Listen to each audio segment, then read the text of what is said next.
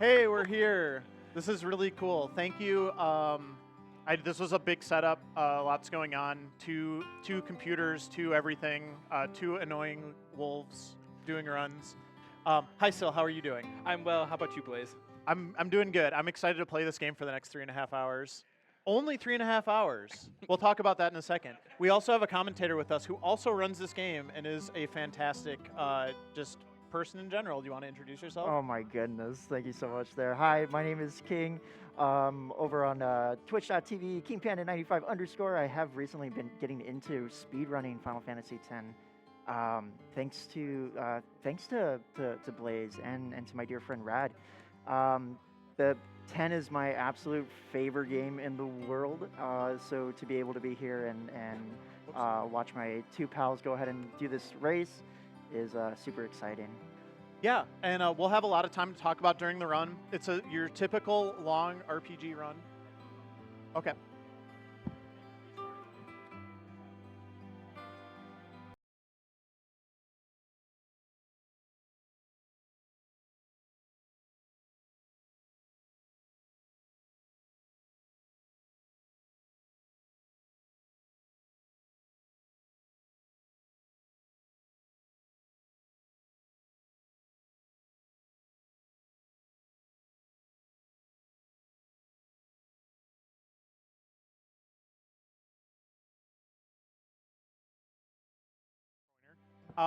We do need our first name if we have a winner for the Titus name bid war before we get started, and then we'll get underway. It is going to be Sudit, or Titus backwards, and the T at the end is going to be capitalized if you can do it. It should be doable. We'll figure it out. All right. Do I have to? Okay. Will there be a quiz on this later? Yes. Okay. For all the names. All right. Oh, boy. But yeah, we want to get started on this race. Super fun. We're using the cutscene remover so we can get done in about 3.5 hours for y'all. Our PBs are about a minute apart. Yep. We've been doing a lot of practice races. Those have also been very close, so this should be a lot of fun. In fact, at this point, we're currently 2-2 in all of our practice races. So today's run's going to figure out who's the final winner in all this. My gosh, Yes. they were run mates. Very exciting. All right, but time is going to start when we hit yes on this screen. So, King, you want to give us a countdown? Oh my goodness, yeah. All right, in 5, 4, 3, 2, 1, let's go. Yay! All right, good luck. Good luck to you too. Good luck naming Titus. At least I'm gonna remember. So, for those of you curious, I've been really bad at naming everybody. So I'm actually literally trying to figure out in my head what this is. Yes! Sylleath pulling ahead. Let's go. Is that right? Woo! Sudit, yes. Every Okay. every time the lead changes, I want to hear you all erupt in applause. Oh my gosh. All right, so you're gonna see a lot of times where we're gonna go into like something where you would expect a little conversation or FMV or movie to play. And instead we're just gonna kind of awkwardly shuffle along to the next part where we get to move our character. And that is kind of how the cutscene remover functions overall, is almost all of the interstitial content in the game is removed, and we're generally just going to be playing the scenes where we have control of Sudit. But everything else is there. So it's the entire any % run, but we're stripping out about 5.5 hours. That is just sitting there watching an FMV, sitting there watching dialogue, stuff like that, you know. Yeah. The stuff that makes an RPG fun. So we just took all the fun out of it. Well, the one thing that is really nice though to know about the CSR is I like to call it like high quality practice. Getting into any % or true RNG in the full format could be a 9-10 hour run. And you might not know if you like the content, so getting a bunch of reps in on the CSR version can be really important. Yeah. Because you can get good practice, and by the time you switch over, you'll be a lot more confident in your skills instead of getting halfway into a 5-hour or a 10-hour run and having to reset for no reason. Yeah. We do also use turbo in this run, so a lot of the combat, especially if we are just spamming the same thing in the menu over and over again, you'll see it go extremely fast because of that. So Don't bother going after all of them. Oh wait, I was just nervous enough. I completely forgot about my turbo function, and I was just mashing all the way through that for no reason. no thumbs were harmed in the making of this speed run. We called it sin. Are you gonna yell at him to get out of your town? Get out of my town! Some can't wait to die. We like to make fun of some of the lines, because some lines do partially have to populate before we can skip them. Yeah. But you do have to wait for the text box to completely end. This game is also just incredibly memorable in terms of some of the dialogue and specifically the voice acting, just because this is really one of like the first voice acting games that a lot of people played on the PS2. King, do you want to talk a little bit about what's going on with the story right now? Oh my goodness. Oh yeah. Okay. So what we got here, starting off with our protagonist, we are the star of the Xanderkin Abe's for a sport called blitzball, which is more like a underwater soccer and/or water polo kind of ordeal. Our protagonist is getting ready for the big game, and while he's there, he is actually thrown into the middle of this large attack into the city, where he survives the initial havoc, but then meets up with a familiar friend of his and caretaker named Oren, where right now they're on their way to try to battle through enemies, try to escape the city with their lives intact at the moment. Yeah. And one of the things that Syl and I will be dealing with throughout this run is the effects of what is called the true RNG mod. So we're using the cutscene remover, but we are also using a modifier that functionally, oh my gosh, I got 0 crits and I got an entire extra round. I got spoiled on mine. If I was doing a PB attempt, I would be resetting right now. Already with the Johns. So yeah, so critical hits are like a really good example. Drops are another example that if we were not using the true RNG mod, we would basically know almost everything that was going to happen in the run already at this point, because this game is not incredibly complicated from a coding perspective. There's only 256 seeds in the HD remaster, and we can always tell what seed we are on by the first 6 values that we get in that first series of fights that we do. So at this point in the run, we would already know what seed we were on. We would be kind of scouting ahead to see if it was a good seed to run or a bad seed to run. Hey. But the true RNG mod sort of takes all of that out of our hands and actually makes the game random again, which, especially for the purposes of a race, is frankly just a lot more exciting. We'll have a lot more opportunities for twists and turns, maybe me to pull ahead or Syl to pull ahead as we go along. And all throughout the run, honestly, all the way up until the second to last battle, the RNG mod can really like throw some stuff at us that is going to keep this race hopefully close and interesting as long as we're both playing relatively well. So it's actually funny to think about it, because one of the races that Blaze and I did in preparation that Blaze ultimately ended up winning was you actually only beat me by 4 seconds. And I think that's what's going to keep this run very spicy, very interesting. Now, granted, I think the biggest challenge we're going to run into is here live, we're running it against our RTA times. We don't have our split removers. So the 10 HD community does allow load times to be removed. So we do calculate it based on final times. But because we have a little bit different computers, well, it might spread out. Otherwise, I think we might keep it as a close race, too. Yeah. We have computer load time RNG as well, because we're not using the same system. So. Although they're probably similar-ish, I would say, in terms of age and specs and things like that. So may matter, may not. Either way, it's going to be a good race. Just knowing my luck, I'll eventually do something chaotic, or I'll be on the one on the blitz loss at some point. But we'll talk about blitz loss and why that's more chaotic. I really don't want to talk about blitz loss. Let's not go there. Game. Yes, we do have to play blitzball in this run, and no, it is not interesting. I got ambushed, which is really bad in this fight. Because all I need to do is kill 2 of these, and then I have to. Now I have to wait for them to all do things, which is definitely not optimal. Did we order me the worst seed possible? Because that's what I've got so far. Actually, scientifically true. I would say you'll probably preempt. I was gonna say I did not get the preempt though. So okay, that's how I would have known. I have unjinxed myself. So yeah, just a lot of little things like that. Syl and I have both run this game like dozens of times at this point. And so we get very comfortable with, like, especially early on, like what's really good and what's really bad. I'd say much. I am autopiling a little bit. I've been practicing way too much of the game to the point where I started making mistakes because I was on too much of an autopilot. I'm like, oh, okay, we got to slow it down again. Yeah, you are a little more recent to this game.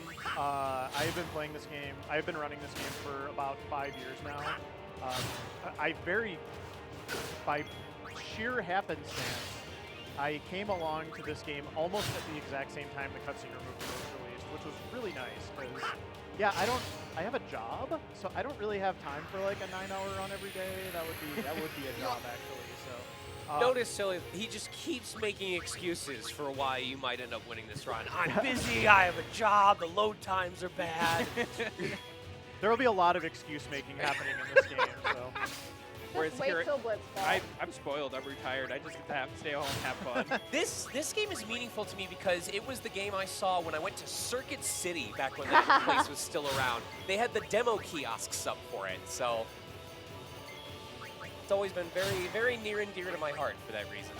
There are a not insignificant number of people for whom this was their first Final Fantasy game, and I think that is a lot of why it is like really special to a lot of people too. Yeah, but they didn't have Sylleath. Speaking of being spoiled, though, I am just killing it our RNG right now. I had 3 crits in that fight. Okay. What goes around comes around, my friend. I'm just already mentally preparing for myself for the fact that I'm probably going to be doomed with Blitz loss. It's going to be triple Grov, and he's going to score from half court today. Oh, I hope that doesn't happen to either of us, but we'll see how it goes. Yeah. Yeah, we're definitely going to be due for some exciting blitzball action at some point here during the run. So, all right, I got my steals. King, do you want to talk about grenades and why they're so important early on in the run? Yeah, so at the beginning of in regards to this fight here, we're going to be running up to an upcoming boss battle where it's required for us to be sure that we have at least a total of 6 grenades. We try to get the first initial steals from that fight that Blaze was just going through, while attempting to do any final remaining steals from the random encounters that we'll be running into, which are going to be involving piranhas up into this final fight. If our runners can't get the total of 6 grenades by the time that they get to the boss does have the opportunity to go ahead and give out those grenades through a steal during that boss fight itself too. I'm currently on track to having to steal one from Trost myself. So I'm hoping for good RNG here. Might make a couple extra steal attempts. See, you're right. Bragging about some crits is coming back to me already. Yeah, a lot of RNG in this run all the way through, and we will go through several stretches where if we get a bad encounter, we could also just potentially die, and that'll be a fun surprise. Again, another thing we can keep track of if we're not using the true RNG mod. We would know exactly what encounters were coming, and we could sort of prepare accordingly if one looked particularly nasty. But yeah, for now we're just we're going to be as surprised as everybody else whenever something happens. But that's why I know we were talking a little bit about it earlier, but that's why I love True RNG. I think it's very exciting. It's great for the chat. Everyone gets in it with you. Yeah. Any percent, I'll admit, I'm not quite ready for it. I get the amount of data you have to kind of keep track. You almost need like a second computer ready to go. And I'll admit, I get a little overstimulated on trying to do all that. So I find this very comfy and a lot more fun. Yeah, for sure. Especially, you guys will see, I'll get very animated at points. Mostly because I'm used to VTubing and having to make my character be dramatic. But that's how you'll know something either really good or really bad happened. Yeah.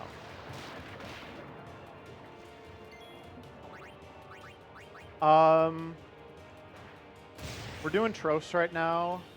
So you're doing Trost. I'm about to head to Trost. I feel like I had a little bit better stretch there. I got a preempt and then I got a crit. So I got an ambush by Trost. Oh, that'll slow things down a bit. Probably. So Trost is actually a relatively fun but easy fight, but it does have some of my favorite RNG values in this. So all we're really doing is Titus gets to attack twice, and Riku, held by the placeholder of all question marks right now, is going to throw all 6 grenades that we've collected over the course of the run thus far. But there's actually a 4% chance that the grenade can crit and do 700 points of damage. Don't know how grenades crit in this game, but hey, we found a way. But actually, if it happens, it's a lot of fun, mostly because it sets you like in a situation you're already 25 seconds ahead. Yeah.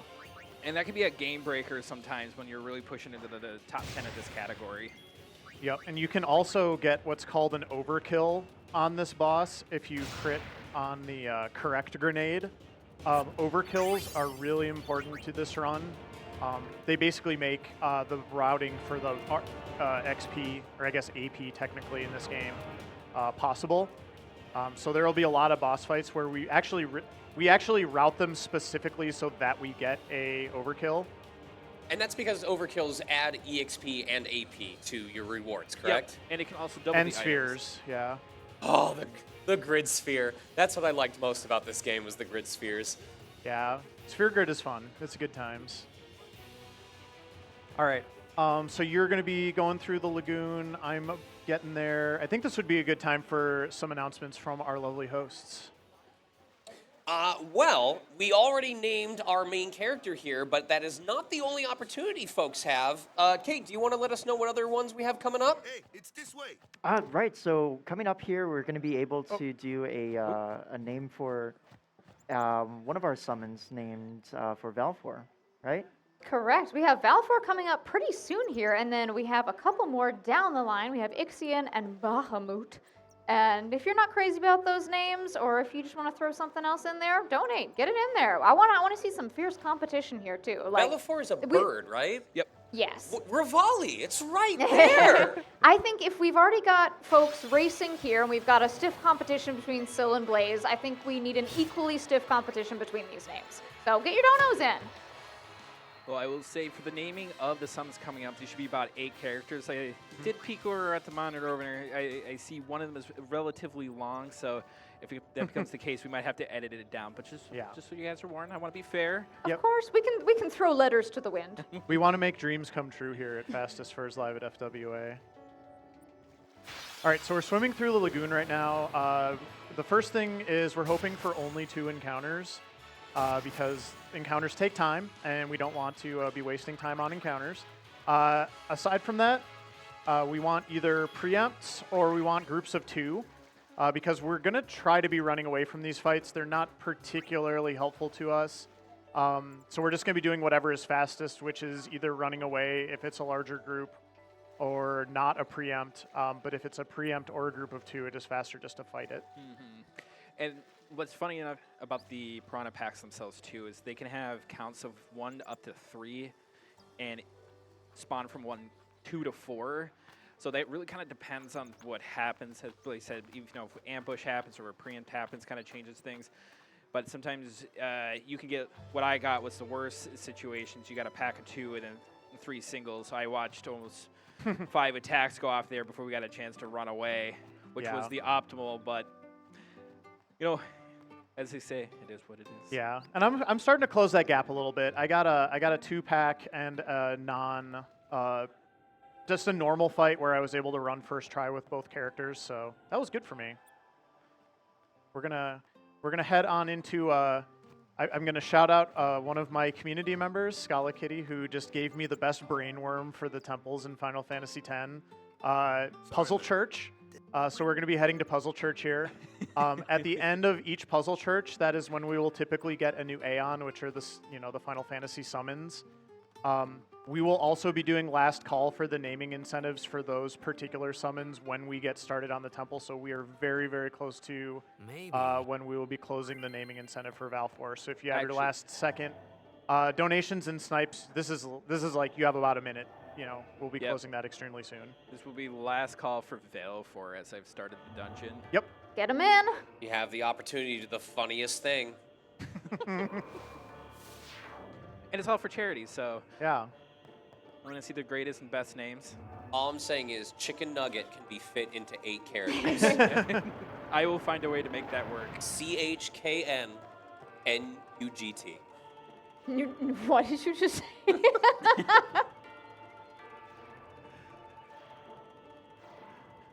Yeah, shout-outs to Scala Kitty for Puzzle Church. I'll admit, though, I do have a love-hate relationship with the Besaid Temple.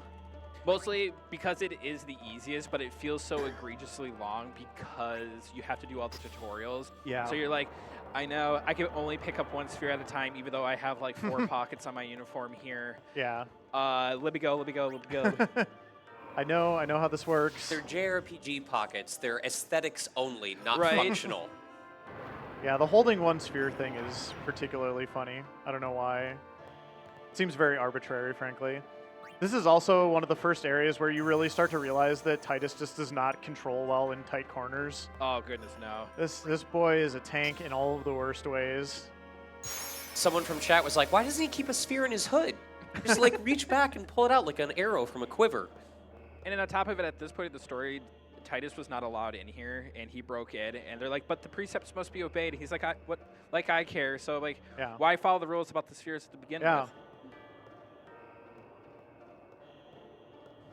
But at this You could point- totally seeing them be like, well, you can only carry one sphere at a time. And he's like, but I got 2 hands. I like to imagine this is the process they have to go through to elect the new pope. we do have to close Veil of 4 at this time. Absolutely. And the winner for that is, however you'd like to make this fit, Flappy Bird.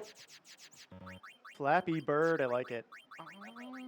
FLPO, Vowels. FLPY. We'll see Vowels if we don't come up with matter, the yeah. same one or not. This will be fun. Just go. Ah, the BRD. Yep. I changed my mind on how to do it like 3 times, but I wanted to maximize every character for them. This is how we're going to find out that like naming it differently affects the frame rate. Yes, and thank you all so much for those generous donations to get that name in. We got a couple more coming up still. We have 2 more, so if you haven't donated yet for those, or if you are particularly passionate about those characters, I would love to see what you have in mind. We have Ixion, and that's the like kind of beastly wolf-looking dude, correct? Unfortunately, no. That No. would be a free. Ixion is actually the. Oh, Thunder my game Horse. just The crashed. Thunder Horse. My game just How could I crashed. forget? Oh, no. I'll get it back up. But I don't know where it's going to put me, so that'll be fun. We also have Bahamut, and who hasn't wanted the chance to name Bahamut in one of these games? Everyone loves the King of Dragons. Blaze is going to have to spell Flappy Bird differently this time. I think that was the core issue here. Yeah, I chose poorly, and that's why my game crashed. Like, nope, that is not how you spell it.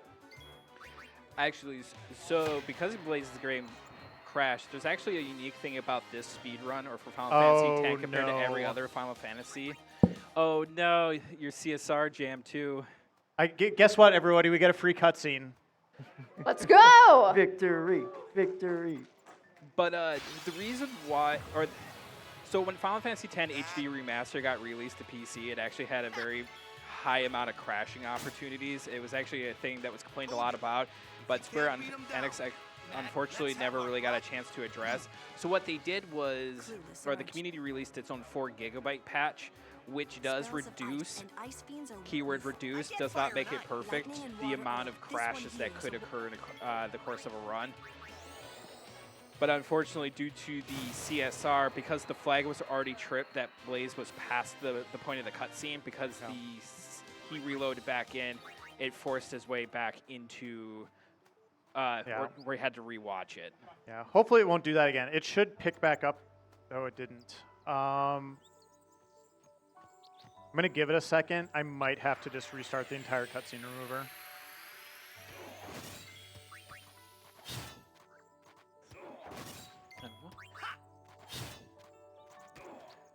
King, would you like to talk about the Kamari while I count? Ooh, the Kamari fight. My goodness. Yeah, so what we're fighting right now is actually going to be an eventual party member of ours right after this encounter. Big Meow Meow. He's stopping our protagonist. He doesn't really trust us really tagging along with the rest of the group. So the fight itself, you actually can get a game over. I've experienced that many times myself. But it's based off of just maintaining your health when he's doing his desperate attacks there. But thankfully, Syl was able to go ahead and get past them without any issue, and now is fighting Giant Bird. The way we try to get around that fight is it's actually 6 attacks instead of if you low roll. So I always try to do plus minus 125 and then count the turn that I'm on so I can kind of get a retrospective of where we are in the fight so I can make professional decisions. But I'm also really bad at math. My friend Dragon oftentimes has to count for me for things like that. So I've gone in there with a degree of confidence and completely messed up and game over. And I just sit there in silence. I'm like, oh my goodness. I picked the wrong option, by the way, for any percent. So hopefully that won't set a flag that'll screw something up later. All right, if this... So you told him that there was a chance? Yeah, we'll see here. I'm sorry, Valifor is so cool. He's so cool.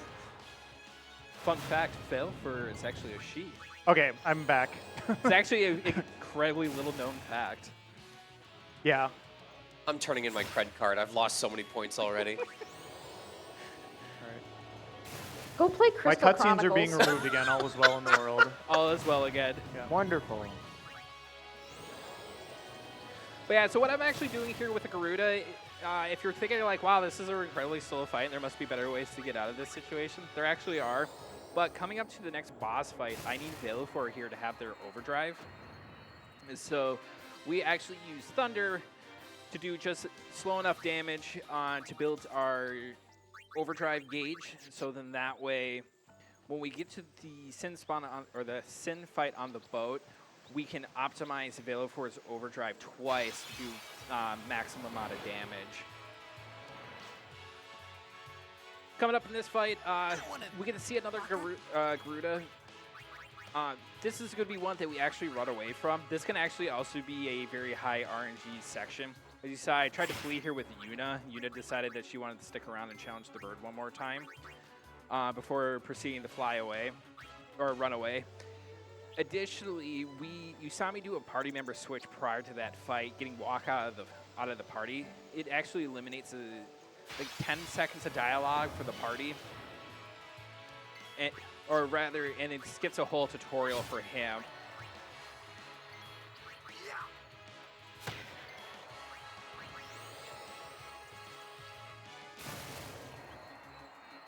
But yeah, but say it otherwise, it's kind of like RuneScape's tutorial island. You learn a lot about the game, how to play the various functions of the game. You cover most of your bases, and we get to see our first sphere grid of the run. So the sphere grid becomes viable or like very important for us. You're going to see later in the game, we're going to be cut into other players' sections. We're jumping around. We're going to try to use actually the minimal amount of spheres for the amount of AP that we get over the course of the run to maximize the damage. We're both doing Bahamut routes, so we're completely relying on the fact that he could do over 10,000 points of damage in order to hit some of the strongest bosses in the game, since simple 1 or 2 hits. We do get a couple boops in this game, one that's going to come up here in about a half hour, but I love giving Sin his little boop right before the end of the game. Mm-hmm. And then your sphere grid itself, the runners are going to be going for very specific stat increases. So they're not going to be activating everything that they're running into on the board. Mm-hmm. They're going to be picking and choosing to best build up these characters to do the most effective actions that they can. So it's going to be some really interesting movement that we'll be seeing, how they upgrade their characters. Even up to this fight where Syl was just mentioning needing to do an overdrive to build up for Valifor, the summon. The overdrive itself is essentially a really high damage attack that you can only access once that gauge has been filled up and turned to a full orange color. You're going to be seeing that overdrive attack being used really a handful of times throughout the run, which is insane. But as we see the run go ahead and progress onward, you'll just be seeing that, wow, a physical normal attack from one of these Aeons will just do insane amount of damage moving forward. Except in that case, I actually got a low roll, and I'm now a little nervous. That would be an interesting, very rare occurrence if that was to happen, but let's hope it doesn't. I've sent almost 100 attempts of this run. I've never once underrolled in this fight, but I've seen it with, wasn't it you recently? It's happened to me twice in our practice runs, because I'm just, yeah. And I'm very happy afraid- my Flappy Bird took, by the way. I was a little unsure if that was going to stick or not. Well, that's good. That's good. Yeah. We didn't spell them the same either.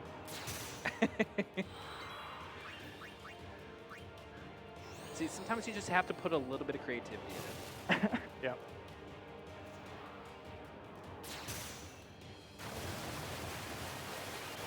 So our friend here, Flappy Bird, while they are getting very low on HP, fortunately, this is a very scripted fight, all things considered.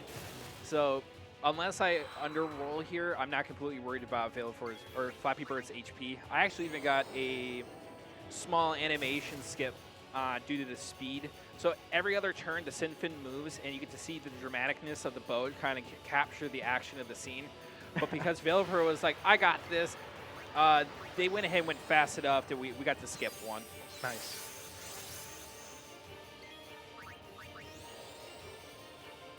But yeah, that's why, to me, cutscene RNG, again, still one of the funnest categories to run. Like, every fight can have a way to beat you, but at the same time, there's also very tiny things to get excited for in each encounter. Like Sinspawn here, as I like to call it, Chili's, because I do not know how to say its actual name. Hi, welcome to Chili's. Welcome Hi, to Chili's. If Waka gets one more crit, or if Titus can get one, I can save in an entire turn before I have to do the Titus overdrive. And that, again, can save me 20 seconds in a fight and give me just a pretty good head Good start. job. Yeah, wonderful. And this is actually going to be one of the first fights that you're utilizing the ability that you got from the Sphere Grid, which is going to be Cheer, which actually helps boost the party members' stats just for that fight. But it is extremely useful for the encounter.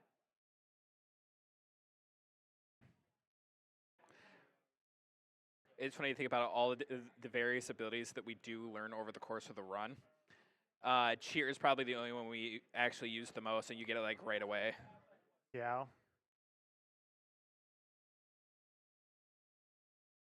All right, I'm getting ready for my boat fight. Good luck. Good luck in Kilika. I'm on a boat.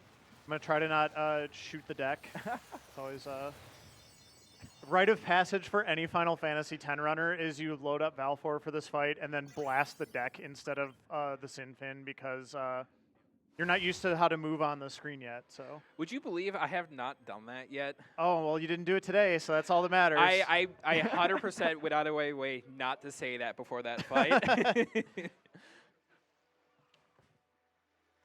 Hold on. I want to be a blitzball when I grow up. Want to be a blitzball when I grow up. There you go. We had to say the line. We do it for chat. Yeah, chase your dreams. I believe in that child. Embrace your dreams.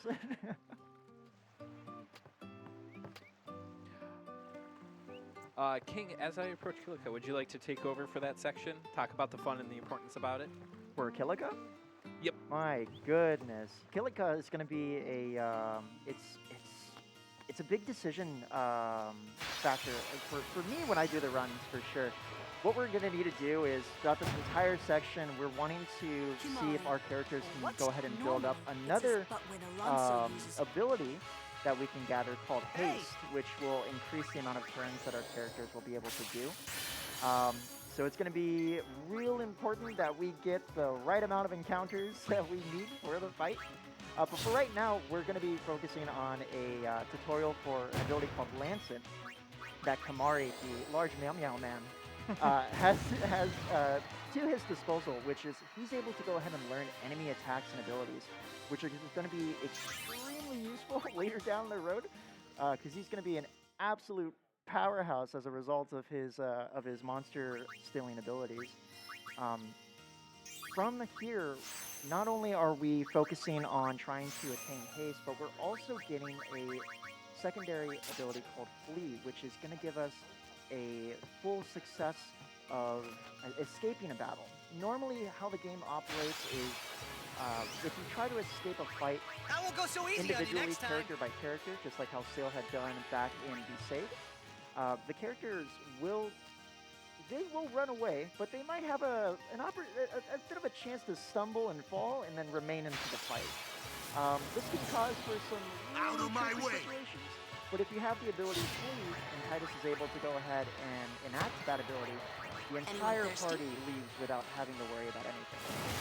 This doesn't mean that you're completely safe in the event that Titus does go down by any way whatsoever. Status ailments, KO'd, ejected from the fight. The runners will have to resort to escaping individually. So we want to try to make sure that we keep an eye on that. But we will be seeing flee be used regularly throughout the fight.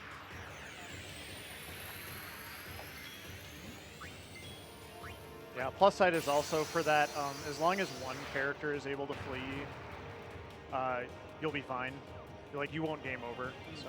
That's right. And you do actually get to retain the ability points, the AP that you get, as long as the character does an action, which is going to be a big thing that we're going to make sure to have our runners be doing over the course of the run.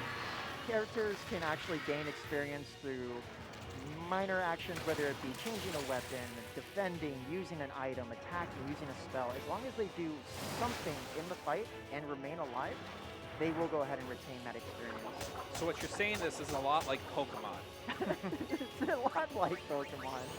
I don't know about you guys, but when I was growing up playing this game, I made sure everyone at least got to look at the boss in some capacity and do a tiny action to make sure they got the EXP. You just call them over real quick. Look, take a look at that. Take a look at that. Yeah. Real quick. Even, get out of here. Get out of even Kamari. here. Yeah. Do you prefer that method over having an item that just automatically gives experience to everyone? Like, do you subscribe to the you need to take part to get the experience, or do you prefer the convenience nowadays? These days, That was bad. that was bad.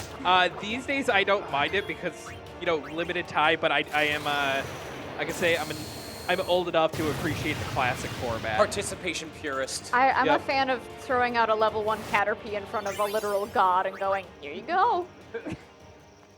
I need to tell tech my game is not running correctly, and it is almost certainly going to crash again. So I don't know. So we need to maybe figure out a spot where I can do some sort of restart. I'd say if you need me to pause for a brief moment, I think your 4 gigabyte patch is pork.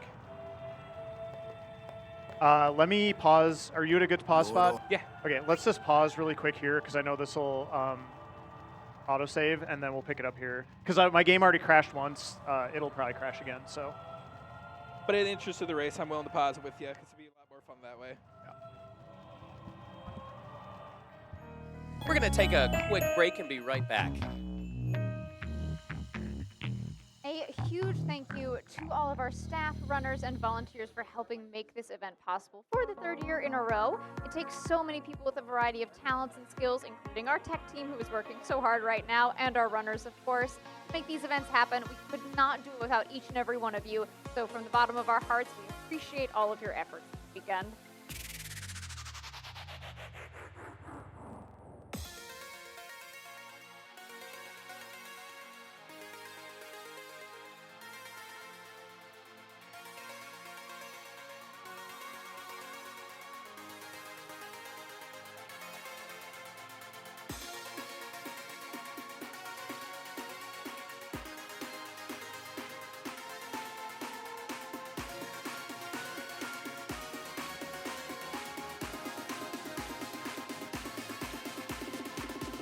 Team Fastest Furs would also like to give a massive thank you to Furry Weekend Atlanta for allowing us to return for a 3rd straight year.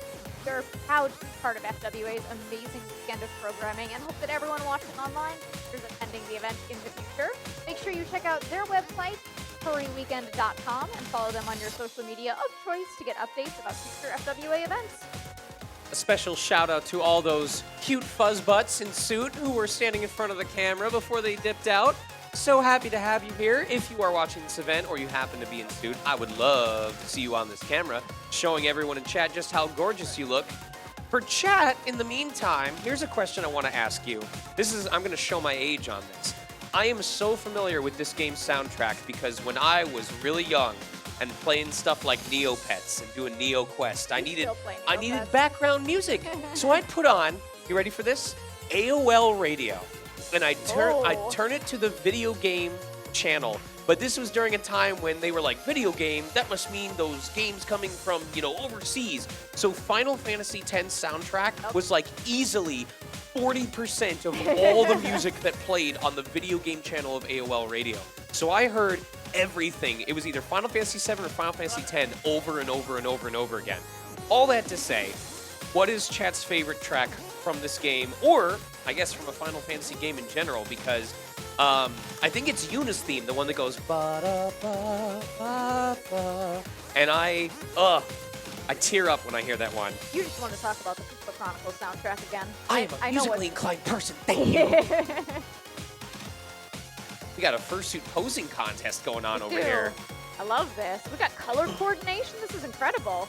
With the dances? I know! It's like looking in a mirror.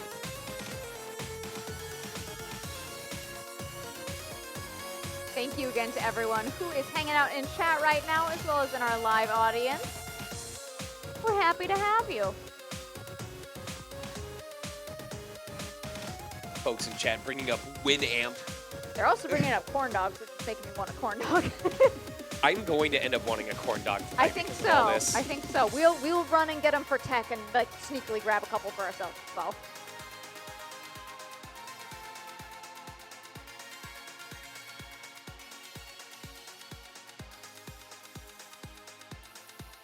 What do you think your class would be? If you were a Final Fantasy character, what would you be? Red mage? Black mage? My gut instinct was to say NPC. All right, let's find out what our runners think as we hop on back. Let's get it going.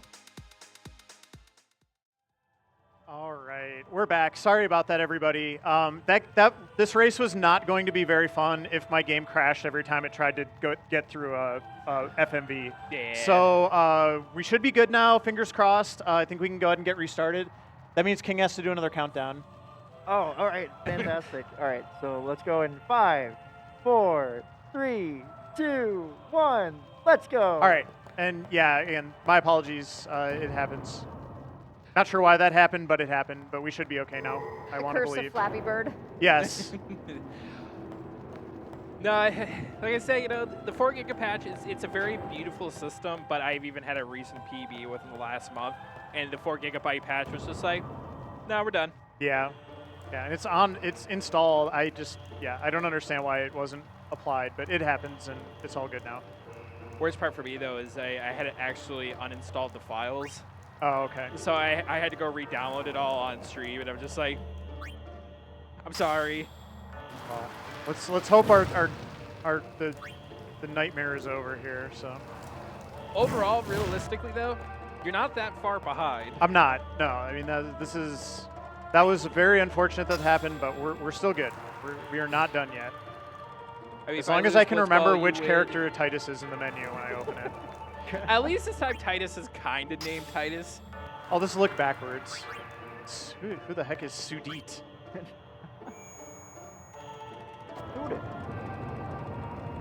But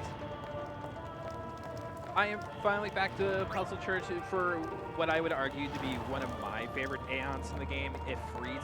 Unfortunately, we're not going to name him because we don't use him at all over the course of the run. In fact, he only gets to fight us once, and he gets renamed by our opponent. But he is my favorite fire puppy of all of the Final Fantasies. Just a great character. I like his animations. His overdrive is pretty. I feel like whoever designed the character and did all of his animations, just way over the top. Was it possible to skip these animations in this game, or you had to watch them every time, whenever you summoned them? So one of the things we do at the beginning of the run, we do one menu in the settings. We do put the Aeons down to short. Short. So the first time you summon any Aeon, you do have to watch it, right, because whoever designed it was like, it will be watched It once. will. And then after that, for time I worked save, really hard on this. I didn't even know it was that's an option, but I still wouldn't have changed it off. I would watch these every time. yeah, I do think they're great too, and I think it's a shame. But for the amount of times we summon Bahamut over the course of the run, we would be here all day. Understandably. That's why everyone in the audience needs to cherish that first animation.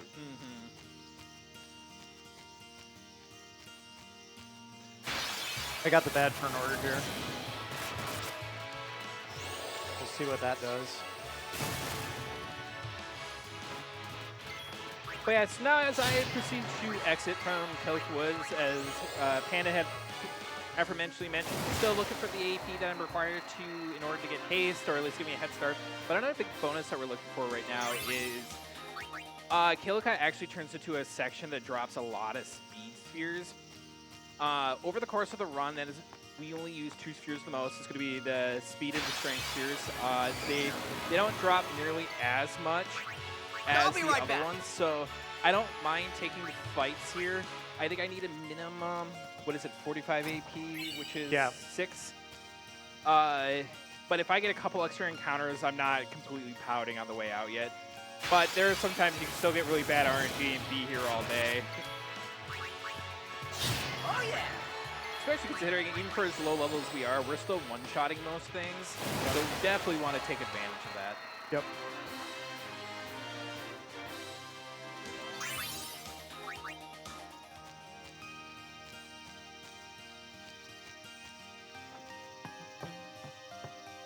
Also, I can't help but try to not hum through these sections. Even though as much of the King's Demise, I am playing it on arrange, the newest iteration of the music versus the classic, or it would have been in the original. You do get the option from the beginning. Yeah. There's a few tracks that sound fairly different, but I would say for the most part it's not that different. But I also believe that the original soundtrack is the correct soundtrack for luck purposes. So maybe that's what's going on. It's that's that whole arranged soundtrack.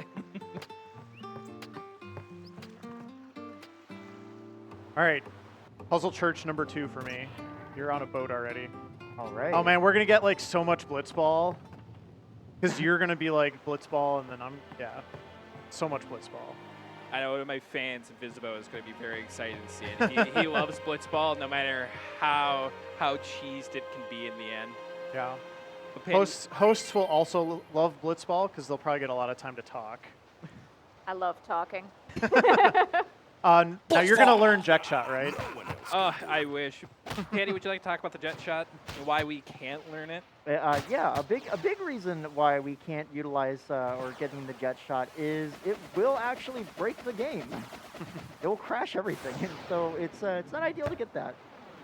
Also, we can definitely go ahead and look at winning Blitzball without use of the Jet Shot through our positioning and where we're going to be passing and handling the NPC or AI in the match, which will be seeing that wonderful play by Sylleath really soon. I just actually did one of the most important menu skips of the entire run, in my opinion. Oh, not doing the Blitzball tutorial? Taking the Blitzball tutorial at any run at any capacity is an automatic reset because every tutorial section is like 2 minutes.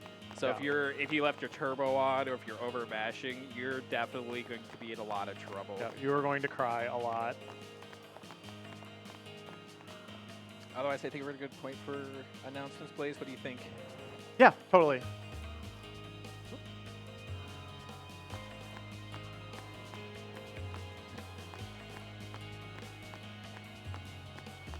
Go ahead.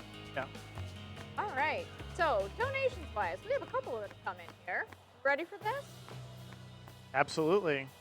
We have $10 coming in from FBL. Wants to name Ixion Balafor. Oh no. The confusion donations. With a comment saying, I am evil. We also have an anonymous $1 donation to name Ixion Blaze. The comment. I ain't horsing around. That would be my comment.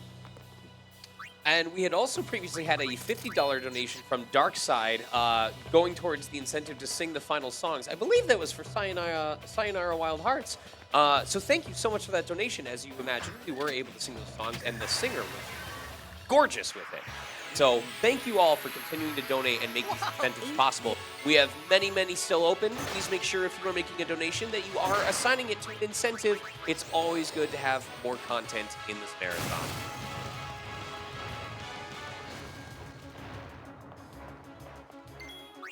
finally getting some fightable encounters. I didn't get any on the way in, so that's good. How did your haste go? I will not have early haste today, so it's a little bit of a disappointment. I do enjoy early haste at the factor time loss, but I will have it before a Blitz Raider today, so I'll be happy either way. Okay. Yeah, I remember when we were practicing, you were like, you can do a Blitz Raider without haste? I'm like, yeah, you don't want to. It's really awful, but you can. So at least that didn't happen. Yes, I'm still so new to this, or I don't want to say so new, but I'm new enough to this category where I only know this one route and one route only, whereas Blaze has done this on multiple platforms, has tried a few different routes, so his backup knowledge on all this is way different. I would have assumed previously if you didn't have haste on a Blitz Raider, it's like, well, back to Xander can I go again. I see you got RNG'd. That's interesting. Well, I'm going to try something here just for fun. That didn't quite work. Oh, I'm getting tutorialized. That's exciting. I didn't realize the tutorials were still going into Killick at this point. I've never had that happen before where Titus got turned to stone by one of those, so yeah, there you go. Learn something new every day. I do think I need one more fightable encounter before I leave, so I'm just going to stay here for a second. I got really bad luck.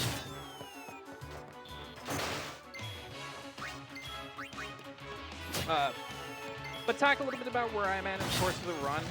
Currently, we're actually at about the point we're about to play Blitzball, but our opponents, the Albad Sykes, they don't want us to win. So Titus, Ulu, Kamari, and Yuna all went on a little adventure to possibly go find Orin because he was spotted. But Yuna actually ended up getting kidnapped. So we're back on the quest to go find her. And so this is a series of fights that can actually go a little bit different based on how our Kill the Woods is all performed. Like I got the slowest possible haste without going past the Blitz Raider, which is kind of a bummer. So there's actually two different ways to actually do these fights. If I get haste in a timely fashion, I would have actually been able to speed considerably through this section, but it is by no means a requirement. It just shows I probably saved time in the woods, so it all balances out in the end, so it's not too different. Without haste, I just have to think a little bit more. So, but because I hit Spirit level 5, I'm going to pick up that important skill. It's another one that is fairly used over the course of the run. Oddly enough, Titus' skills are probably the only ones that get used really. And then if we need any other skill, Titus just goes over there and steals it real quick. Or Kamari. Or Kamari. Yeah. The bluest of blue mages. Poor Kamari. Currently on my screen, he's not even facing the enemy. He's staring at the crane for some reason. The crane's kind of fascinating. And once again, we're back on a boat. We do spend a lot of times on boats in this game. Yeah. By the way, if anybody ever offers you a boat ride in a Final Fantasy game, do not take it. It will not end well. Nope. Especially if somebody's got too much main character energy. You know you're in trouble.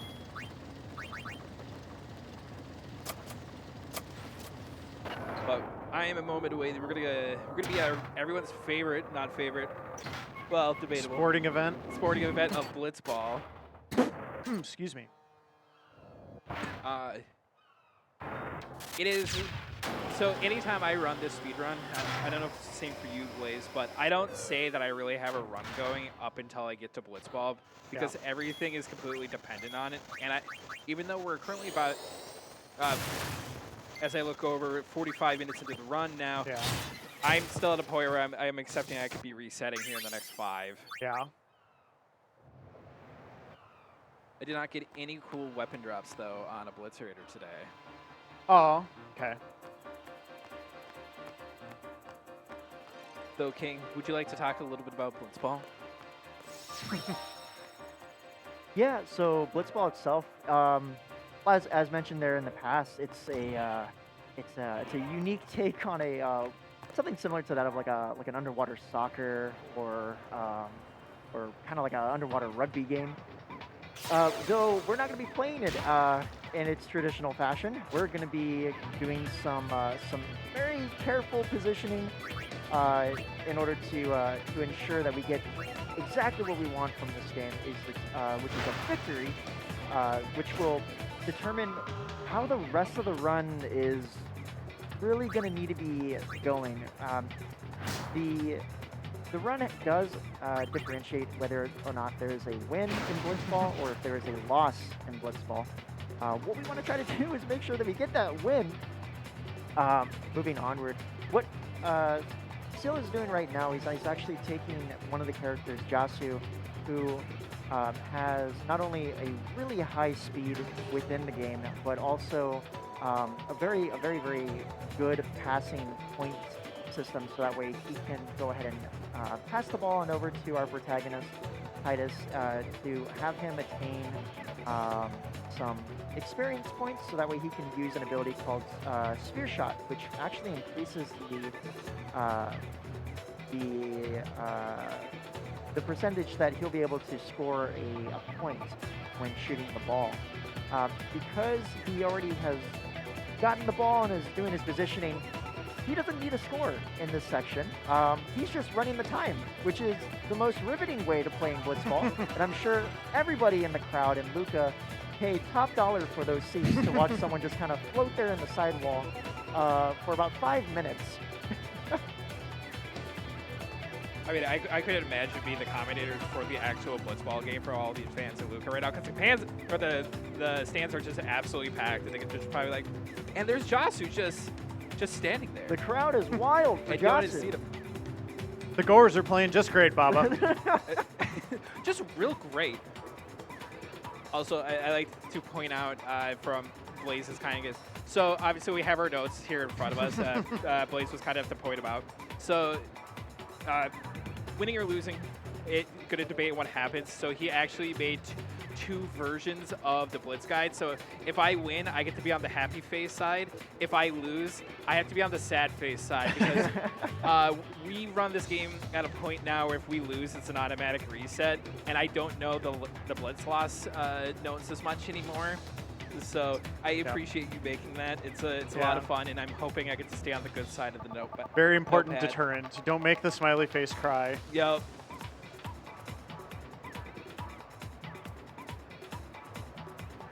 All right. Maybe a good time for our hosts, our own dynamic duo over here to do some announcing. Some Blitzball announcing.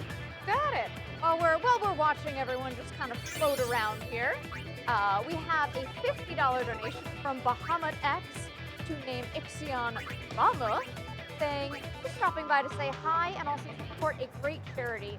More than ever these days, our youth support, so I'm happy to help out with what I can. Good luck on your run, Blaze, and hope the rest of the marathon goes well. Thank you, Bahamut. We also have $25 going towards a future incentive in the Mario vs. Wario bid war going towards Mario. This is a donation from STR Red Wolf, and they say, here's $25 to feed the tech staff. Get corn dogs for everyone. Fully support this. What's going on? What's going on over there, Syl? So, second half, Ooh, you're good. the opponents got the ball right away, and Grav actually has a decent probability to grab the ball and shoot the ball and get the score from half court. So all I could do for that moment was just hold my breath in fear. But it worked out. But it worked out so far. There's still a lot of opportunities for this to all start going wrong. So what I'm about to do here is I'm going to injust you back up to that place we were previously hiding. But this half of the game, we actually need to have a score. This game will continuously go into overtime until somebody wins the Crystal Cup. So at about 2:20, I'm going to start moving west on the field so I can give Titus the ball. And I'm going to try to do it in such a way that I'm going to pull certain goers away from him to reduce the amount of fighting that we need to do for the ball. Something a little unique that normally isn't done in this route because of the way they spawn. But then this way, I can pass his the ball. I have to do something weird, so I'm starting to get nervous. All right, we're good. And so Now, if I go to do the sphere shot at a right time in the right amount of distance, I can simultaneously score. And what actually happens is this half is split into 2 sections. Cheer for that. Goal! Let's go! Oh. But because this half is actually split in 2 halves, because Waka actually did such a good job to bring the first win to the Sade Aurochs in 10 years, everybody's upset that Waka is back, so they're chanting his name, trying to bring him back out. So Titus bows out of the sphere pool, lets him back in. So if I had gotten the goal at the right time, I could have skipped the entire blitz-off animation and gone right into the second or the final one for the run. But of course, Grev got the ball again, and now I'm a little worried again. As you Okay, should be. Have faith. Have faith. Have faith. I'm also a little nervous over here. I'm sweating. Keep up. Okay, whew. No matter how well Blitzball feels like it's going, it's not going well. It's not over until it's over. Oh, thank goodness. Everyone got their paws on the ball on that one. So the important mechanic that we're actually looking at here is the shoot score compared to the block.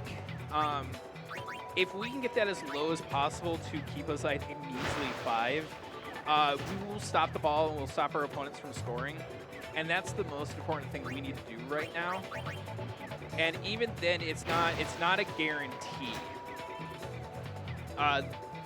Sometimes even the threshold is actually 50% higher and lower than the number that is presenting on the screen, which is why sometimes an A can score from midfield. And I've been burned so many times in this section, but I am happy to say I won Blitzball today. Yeah, let's go. You did it. Okay, can we go 2 for 2? I'm I hoping want you to too. believe, please, Blitzball God, shine upon me. I'll admit the only source of anxiety I had for the course of this run and presenting it live in front of you guys today was actually having to do Blitz loss. I'm so nervous right now. I cannot. You're playing great. I'm like, I might actually, yeah. But I'm See what happens in the second half. I'm rooting for you. Oh, goodness.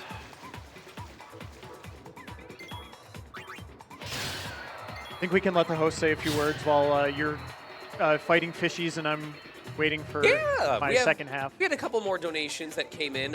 We had the $5 donation from G Groove that had gone towards one of our previous incentives. Thank you very much. Comment saying, have a good one, y'all. Always appreciate the support. Thank you so much for that donation, G Groove. We also had a $5 donation from Vanto with the comment, #treats4techs. Get those donations in. Show our tech team how much you appreciate them. That went towards the Mario versus Wario incentive for Dr. Mario, I believe. Supporting Wario. We also have, just to remind everyone, we have the Ixion naming and bid war still open. Kate, you want to let us know who's in the lead right now and what other options we've got? I sure can. Let me take it back. All right, so right now we have a couple of options here, all very close actually. We have, of course, Valifor, $10 there, just $1 for Blaze so far, but I think we can get that one a little higher. We have Rama at 50 and Hunt at 20, so it is truly anyone's game here. We're coming up in, I want to say, maybe about 10, 15 minutes to get that one in. So if there are any names you love and you want to see win, or if you want to throw your own name in there, absolutely get those donations in. And if you're not the naming type, we do have the incentive open to upgrade the Dr. Mario 64 run to super hard. So if you love seeing runners have to deal with extra difficulty, that is available to donate to it. And don't forget, treats for tax. We need Treats for more. tax. We need more corn dog money. Yeah.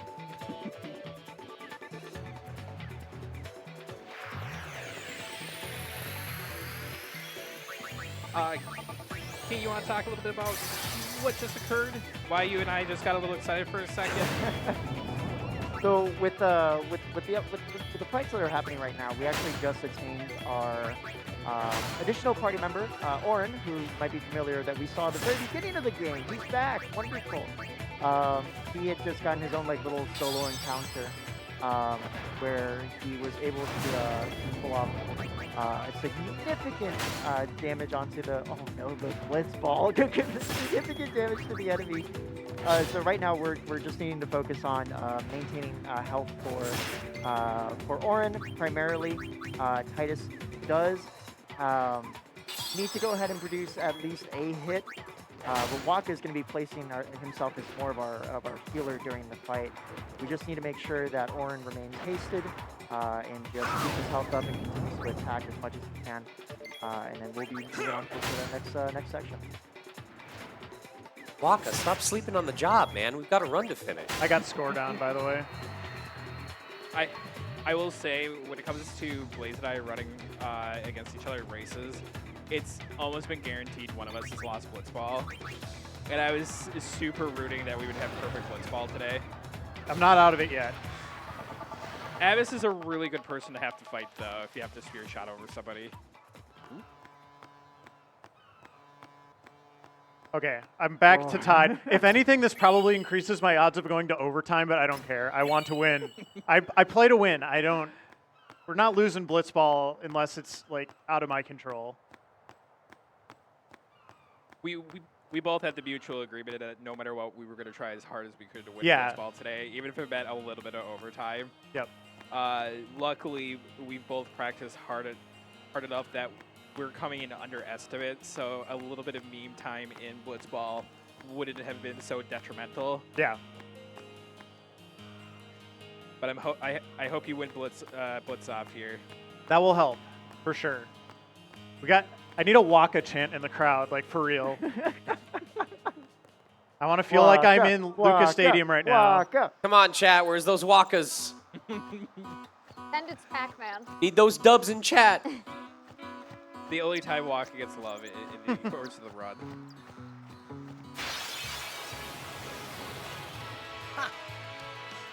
It's also no way. Algerda, what are we doing here? What are we doing here, goers?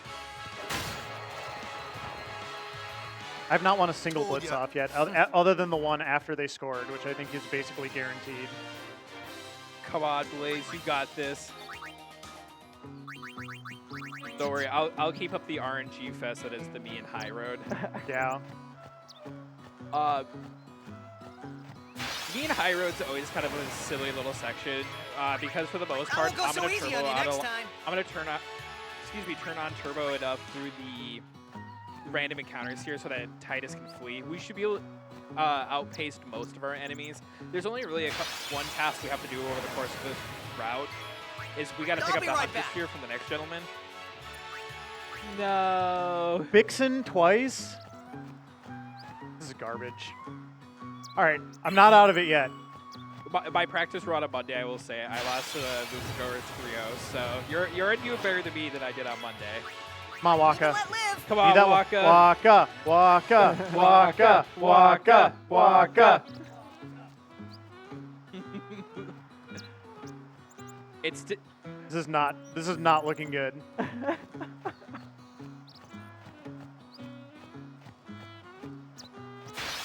Even I'm watching you with great interest right now to kind of see what's going to happen.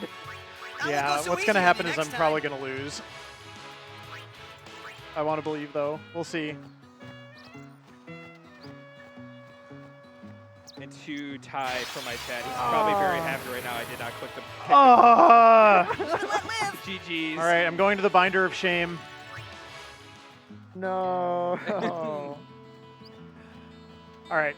So King, do you want to talk a little bit about why I have to do a completely different route now because I lost Blitzball?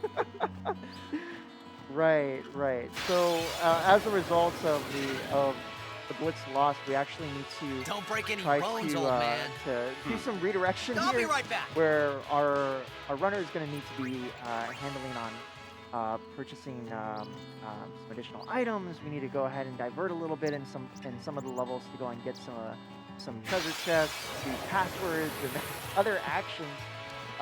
It's an unfortunate situation, but it does not mean that the run is dead by any means. It can still be completed. There's just I won't go so easy on you additional next steps time. that we gotta go ahead and do. Yeah. Move forward. They say the math was, what, 2.5 minutes of automatic time lost the moment you lose I Splitswell? think it's like that, yeah. Just for all the extra activities you have to do at home. And when I was doing my run on Monday, I couldn't troubleshoot an issue because I didn't realize you had to have like an overdrive and Kamari through the desert. I had completely missed that note. Yeah, I'll do my best. Fingers crossed. Live and let live. It's like King and I are ready to help if need be. I know, you two are great. Almost have you unclip the Bloodslaughter notes out of my binder. Yeah. Be at the ready. Get this garbage out of here. Hey, I'm a guardian now, so watch out. Live and let live. Love the confidence with which he said that before turning tail and immediately running away.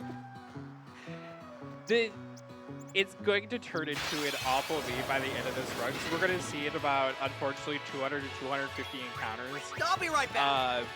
Even in a 4-hour CSR run, and Titus just taunts them every step of the way. And I'm like, I know we would lose that fight if we stuck around. Every time I get ambushed in these fights, Live and let live. I hold my breath a little bit because depending on the monsters that we see, as Panda had mentioned earlier, they could put me to status and knock me out. They could knock Titus down and out of the fight. And it's like, oh no. For me, it's interesting hearing how fast he says those lines, because like as someone who's familiar with the industry, they probably had to match the timing of like the original Japanese. So like, yeah, even though this sentence is like 6 words long, it needs to fit in half a second. Actually, oddly enough, so the top 10 in this category, I would say about 6 of them right now, all running in a different language. I think Chinese being the most popular. And I was actually beginning to test the theory to see if the language difference is a little bit, because I do think the characters on screen produce faster. And once the sentence is actually fully loaded, you can actually hit circle or X to cancel out of that screen. So it's weird. I don't have proof on it. I haven't finished the run. I kept stonewalling myself because I do not know how to read it. But luckily enough, both of the things, if you do the run consistently every time, everything will be in the same place. And there are some pictures to help you get through some of the tougher menus if need be. So the fight we just saw momentarily is the Chocobo Eater. Unfortunately, we do not save the Chocobos in this route. What we do request for the Chocobo Eaters to have him push us off the ledge.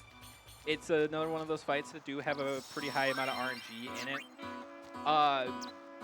it. The more times he just does a random punch or yells "you're next" at us, he'll do another automatic attack after that. That's not pushing time, and unfortunately slows me down to getting me out of that fight. As much as I would love to save our Chocobos, I do believe you get some special spheres out of the ordeal. They're not needed in this run, and as I mentioned earlier, Chocobo Eater is just really strong. The sacrifices that need to be made for time. Those poor Chocobos. No Chocobos were harmed in the Yeah. making of this. Yeah, they're right there. That's okay. See, this is why we take out the cutscenes and you don't see the little feather fall from the top. No, maybe I won't go so preferring or easy on denying you the next fact Bobby that Chocobos Corwin, no! I do wish there was like more Chocobo use in the course of the run. Yeah. A lot of the other Final Fantasy, sometimes you play the minigame, you succeed, and you get to keep the Chocobo for the entirety of the run. I'm like, this is great. Guess who doesn't like riding the Chocobos? I'll be right back. And the airship, like, there's really not a lot of that kind of. We're just running a lot in this game. Hoofing it. So I still have to give a shout out to my favorite Chocobo, Bobby Crowan. Bobby Crowan? Yep, Okay. Final Fantasy 9. Yeah. Why is he your favorite? It's because two dads try to get his egg hatched. Thank you. So it's very cute the whole way through. Aw. And if you do the optional cutscenes surrounding it, and they're just like, I don't know, I felt the need to have to hatch this egg and raise the Chocobo.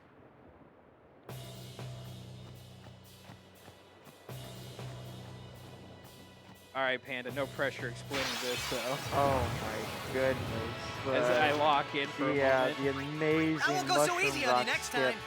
This is the new skip, by the way. This is only found maybe a year and a half ago and completely changed the entire route. Absolutely changed it. It's involving that of us pushing up against an invisible barrier wall, and we're going through that wall through the help of an NPC who's running back and forth on this hallway track. So what essentially is going to be happening here is what we're seeing is Sylleath is positioning himself ever so precisely along this wall, so that way he's actually in line with this NPC that's running, and as he's actively communicating with him, pressing X for confirmation, that NPC is going to be nudging I won't go so easy on you Titus, next time. like a little bit beyond the wall to the point where he's able to still have control. The problem that can occur is overall positioning is the biggest importance. If the position is a little bit off, there's a chance that you might actually be able to get yourself soft locked, in which you would have to go ahead and restart from the autosave, and then try it again. If the push itself does get missed, you unfortunately do have to wait for that NPC to finish running all the way back down the hallway, all the way back towards us to try it again. We'll attempt to see if we can get about 2 to 3 pushes from this NPC total in order for us to bypass that barrier. Once that's done, not only do we skip essentially an entire level, but a whole boss fight too. And then we can move right on over to the next temple puzzle fight, or temple puzzle section within the game. But it's a tough one to learn. But getting into the speedruns to learning Final Fantasy X, there's this big multi-bolded lettering that says, please learn MRR skip repeatedly onto the guide. You want to make sure that you know how to do this and you can execute it in order to get by. I love the good sportsmanship here and giving Moonblaze all of this time to catch up. So the visual cue that I'm looking at, it's actually very hard to describe, but there's a dot on the right pillar that I'm trying to line up a line on the map on the grid. But because this is not my monitor, and it's so hard for me to get in there and see it. Yeah. And I do not recommend at home getting this close to your monitor for any amount of gaming.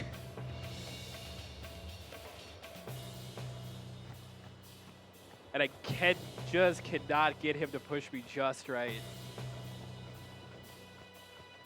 And of course, in practice, all day today, I had flying colors. With flying colors, I might have even been bragging about Chat, it a send little those bit. corn dogs. We need that extra energy. That was the problem. You bragged. Yep.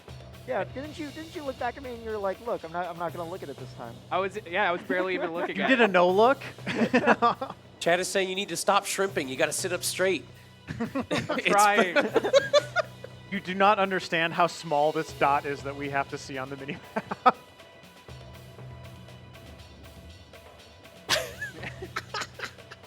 Someone sent an emote of just like a character just staring so hard their eyes are looking in different directions. All right, this is for all the corn dogs. Let's go. Oh, please, come on. Let's go. Push me. Want you to push me around. Yeah, looks good. All right. So we are for sure through the first ball. There's 2 phases of this unless you get the lucky rare one push, but it increases your chances of soft lock. It is not recommended to go for in any capacity. Blaze actually got in one of our rays though. Yeah, it was the one where I got blitz loss. Yeah. This music is so tense. It's very fitting. And he's still not fully out of the woods here, because throughout all of this, he can still very much get encounters, ambushed, and completely the entire party wiped out to get a game over.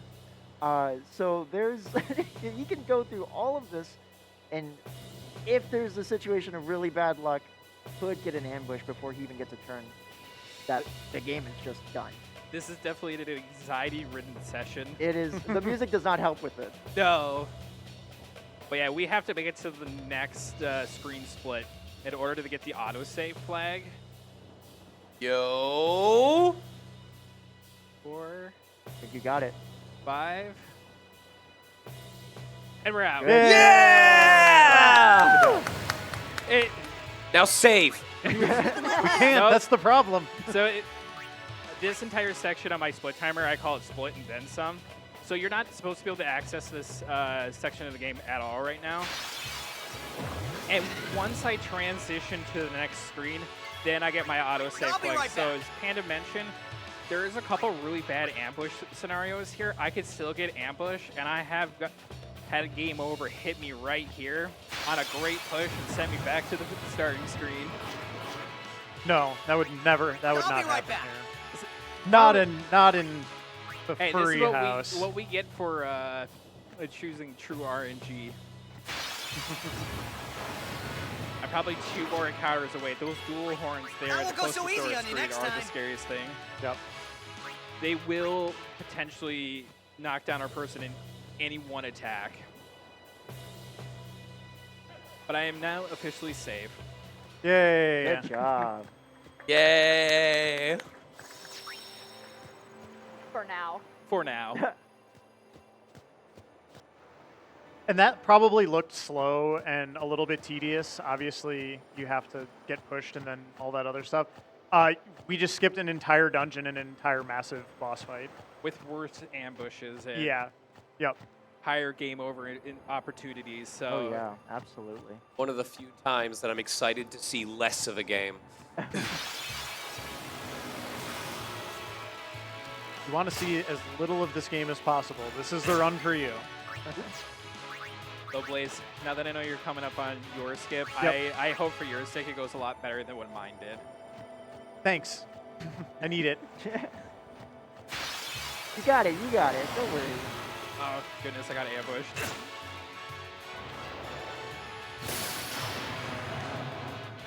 Okay. So this is actually the encounter I really need. We need this ballast here that just turned Waka into stone. I need Kamari to come out and learn Stone Gaze, which is going to be relevant throughout the course of the run. I'm going to do something just a tiny bit risky, which it was. And I was hoping that that would have missed. It actually has a really high likelihood to miss. And Titus could have came out and used Fleet, but he's going to leave his 2 teammates behind in the course of the fight now. And we're going to run away. But we still retain the Stone Breath ability, which is very, very important. There's still the part of me that's like, do I though? They just show up to the next fight completely unharmed at their normal HP, like nothing happened. Remember, status effects only count if you acknowledge them. Right. Actually, Sylleath setting up. I'm setting up. Yep.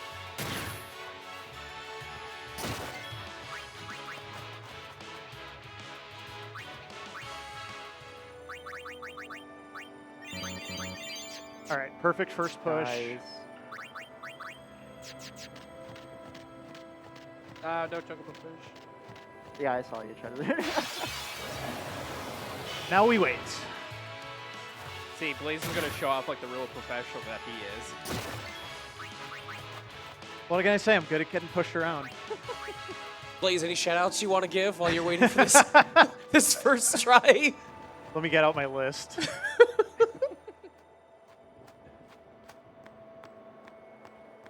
I think I'll just say too, I'm a person who loves glitchless runs, and I don't like doing stuff like this.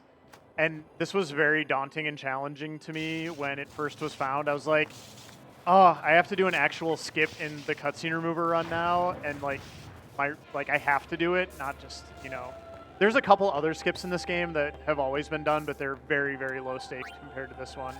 And it's kind of just like, you know, sometimes it's cool just to like get pushed through a wall and glitch stuff out or whatever. So This is our Ixion There we temple, go. correct? This is. yeah, That means this is your last call for any donations that want to go towards the naming incentive. We are about to close it and decide what we are naming our Thunder Horse. They should name it Thorse. I was like, please, Blaze, don't. I did get ambushed. I did not get the bad formation in the ambush yet. But you best believe I'm But getting well my done. HP back up to 100% here. Somebody had to show off what Class Go Skip is really Yeah. about. I want to actually give a quick shout out to P-Town Rocks, who put together a really good tutorial for that skip, and I think that's how both of us learned it. So, Yep. incredible runner of many Final Fantasies and other RPGs. So, I actually want to carry off on that just for a moment because his name was brought up. Actually, P-Town Rocks is one of the reasons why I got into speedrunning. He's actually someone who encouraged me to learn Final Fantasy IX and helped me out quite a bit with getting comfortable with presenting games like this to marathons. oh dear, I might be in trouble here. Okay, we're good. Whew. As long as that one person escapes, you are more than safe. I got fireballed. I was like, oh no, please no. My heart, it can only take so much of this.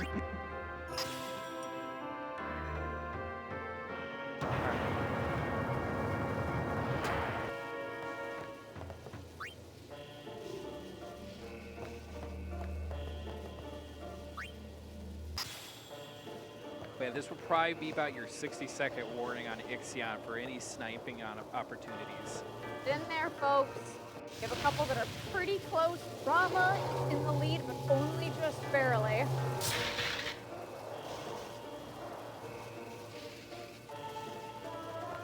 I'm going to be looking for my Basilisk here now, too. Another thing that can just happen with the true RNG, it's a little more likely in the mod than it is if you're just doing a normal run, where they'll just give you like a normal distribution of encounters, but you can definitely not get the one that you're looking for a little bit easier. It's more likely for that to happen with the true RNG enabled. Yeah, and it's a real bad feeling to hit the end of that road without Stone Breath, knowing that you're gonna have to farm it. Yeah, you can actually do the temple and then get it afterwards, which is what most people will do. Okay, I got it. So, but yeah, there's a couple more instances where we're gonna need specific encounters, but for now we're good.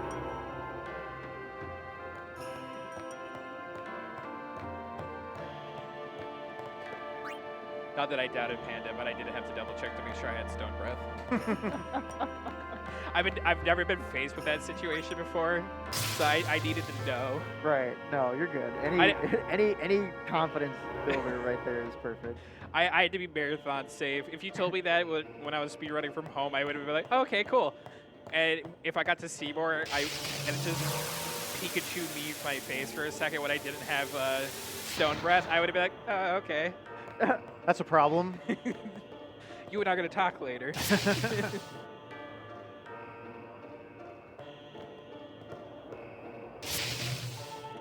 Hi, everybody. All right, it is time. Yeah, to let's get close that name. Ixion. Yep. You got it. It is indeed going to be Rama with the wind. Traditional Final Fantasy spelling. R-A-M-E-H. All right. Beautiful. We're playing the classics today. It's funny, you get like Ifrit, Shiva, Bahamut, they return to 10, and Ramu just gets left behind for no reason. Yeah. Now we have one more naming bid war, which is for Bahamut, and I will tell you, Bahamut is going to mess some stuff up for like the last hour of this run. So if you want to see a dragon just kind of completely obliterate this game, Is that right? with the name of your choice, definitely get those. Only the H donations at the in. end. It's R-A-M-U-H. Thank you, sorry. Oh, sorry. And here I thought you knew how to spell that. Okay? I thought I knew how to pronounce it. But yes, I know we all want to see a dragon, and we want the dragon to have a very... Yeah. Also, I like to point out I haven't messed up naming something yet, and I'm bound to do it at some point. And we do have a penalty if I mess up the Bahamut renaming, if I have to donate $40 into the charity as an apology. Yeah. And then mostly the penalty before existed was 20 per Aeon. And then if you mess it up, I still have to name the next Aeon in line, but there is no more Aeons who will pick up after Bahamut. Yep. Yeah, we had to threaten you somehow because you kept forgetting to name them in our practice runs. It shows you I was doing too many runs, too short of a time. Yep. Muscle Sometimes memory won the speedrun brain day. just goes burr. Yep.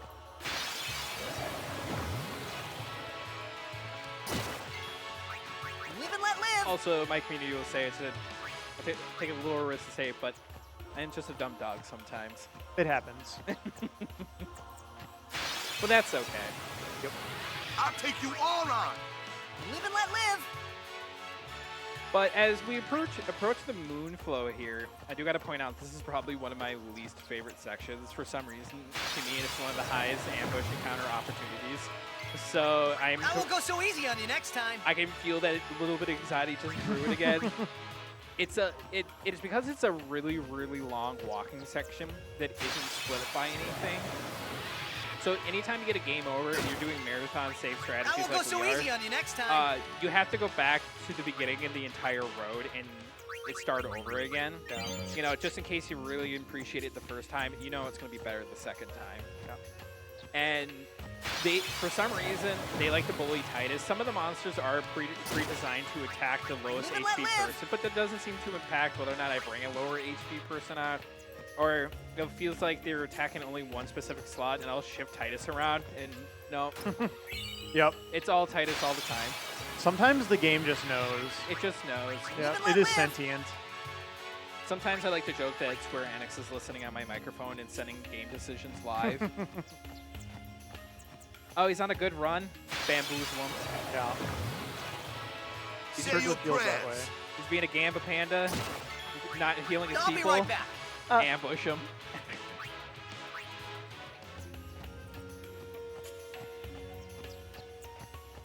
I have to shout out Panda's absolute need to take some high-risk, high-reward opportunities on a very consistent basis.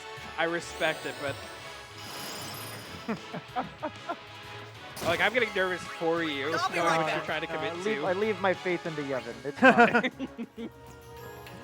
If we follow the teachings. Yeah, just follow. Just listen to the teachings. It's okay. But the precepts must be obeyed. Like I care.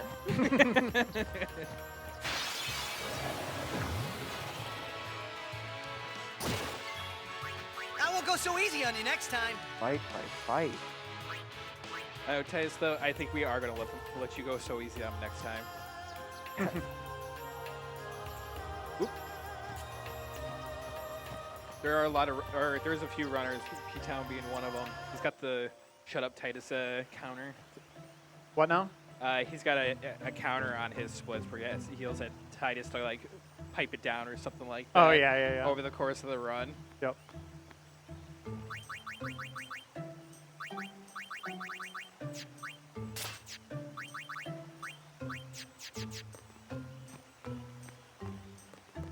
Right. Risey Shupa. Chupa Freddy. Alright, Panda. You want to talk about the importance of the fight and the tiny little mistake I just remember I made? Well, that doesn't sound ominous or anything. The biggest thing about this fight is that we want to go ahead and apply an effect to the boss, which is called slow, which does exactly what it says. It slows down the enemy and actually reduces the amount of turns that they have available. But before getting into the fight, we want to try our best to make sure that the weapon that has slow applied is equipped, which It's not. it's not, but that's okay. We can change that. Okay. I definitely stuck in scramble mode for a second. This is not awkward. No, You'll you did be it. fine. No, it's good. Ow. Especially because when the battle started it took a moment and it looked at Titus's weapon for a moment. I'm like, yep, that's not the weapon I need right now. It's very important to apply the slow effect because as the enemy is rising up into the water, as we're seeing right now, they have the chance of applying the next attack, which is called death charges, which not only do full damage to the whole party on the field, Titus and Waka, but can also apply a status effect to them, which I believe is darkness, that causes your physical attacks to miss. So we don't want that. So what we're trying to do is, if we apply enough damage while the enemy is floating above us, it will actually cause the enemy to start floating down and not even have the chance of using the death charge attack. Therefore, allowing us to go ahead and increase the amount of hits that we can do. We can apply haste. We can swap back out from the weapon that we have back to Brotherhood, and just making sure that our health is topped off for the rest of the fight. I still have not got slowed applied. Oh, And I have faith. I have faith. I have faith. You got this. I might have to, Okay, good. that helps. That does It's help. a good start. Still no slow applied, so we're just gonna make stuff up for a second. I'm sure it'll be fine. That should bring him down. Yeah, Okay, good. the overdrive felt like a really good, confident backup. Yeah. Always have to think. That's one of the best things about, you know, running RPGs in general, I would say. There's so few of them that are like scripted from beginning to end that aren't like impacted by RNG. And then when we turn on the true RNG mod for this run, we're also sort of like subjecting ourselves to the whims of the game in ways that, like, you know, we're gonna have to do some problem solving almost certainly at some point. So what's happening over here? Slow's finally applied. I'm still really nervous right now. So now that slow's finally applied, we can haste walk. The criticals are helping a lot. So by now I'm supposed to be using cheer and getting ready to bring out the Brotherhood, but I needed to know that the extractor was going to come down, because the other thing too is once it does that ability that Panda was talking about, it will continuously use it until the fight is either over or until you bring it down, and that's Good job. that's the most scary thing about it. Beach ball. I want a mod of this game that does one thing, and it replaces the blitzball sound effect when it hits an enemy with, like, what is it? I can't remember the word. Dodgeball. With the dodgeball. Boonk! Oh, the ping. Context here. That old rubber one you remember from Yes. middle That's school. the only change that it makes. There are modders out there. Oh, a treasure chest. Wonder. I would believe it's out there. I think it would be funny to do at least one casual I run of it. can hear it in my mind right now. I wish I could do it with... You get hit by a lot of those as a kid.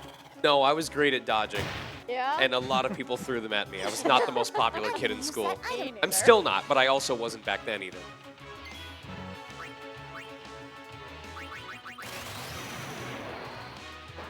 But yeah, all thanks to my terrible skip and extractor bullying the absolute crud out of me, we're back to having a really good race right now. And I got my slow applied on the first hit. That's true RNG for you right there, though. Just like we drew it up. But it's a good reminder to talk about that this run isn't over until one of us hits the finish line in any capacity. Things can happen. Ah. I haven't had to do that many in that fashion in a really long time. I was like, wow, I have a lot of high or regular potions today. Oddly enough, even on the Riku tutorial and introduction, there is a degree of RNG that we try to take advantage of. There were fewer things in my time. If I have 34 power spheres, or in Blaze's case, I won't because go he's on so the easy site on you with about next time. 35, you can actually use 2 potions to do about a 10 to 15 second dialogue skip over the course of the tutorial by throwing or mixing 2 high pots and then just defending with Riku right away after. Because somehow right back. throwing a super potion isn't as cool as throwing a frag grenade that she made out of thin air. Frag grenade definitely gets the style points. And it's like potion and then you just run away. Yep. This is kind of sad, really. But thankfully, he does drop us 2 power spheres if we do take the encounter in the end. So sometimes the dialogue could be worth it instead of trying to hunt down another random mob later in the run. Yay, something went smoothly for Blaze. Yay. Yay! I get the Probably feeling gonna jinx it again.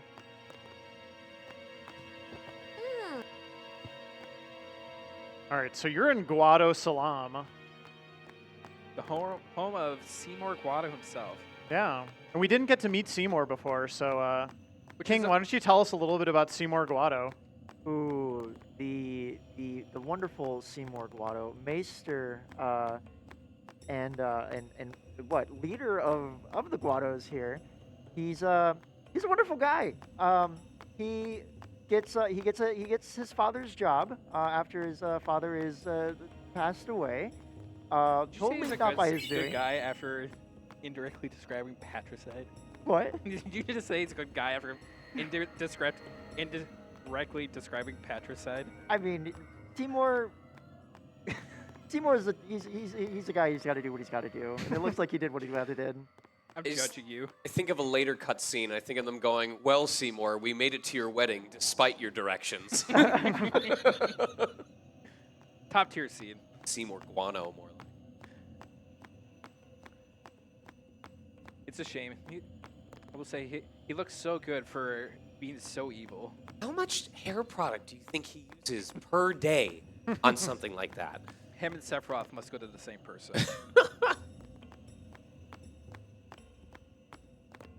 But he's a real swell guy. Oh yeah, absolutely. He has an eye for Yuna or Summoner, and Titus doesn't like him at all. Not a fun dude. Real quick, what you guys just saw is something I wanted to showcase for just a quick moment. So in recent updates of the CSR, or the cutscene remover mod that we're using to skip all the cutscenes. I'll be right back.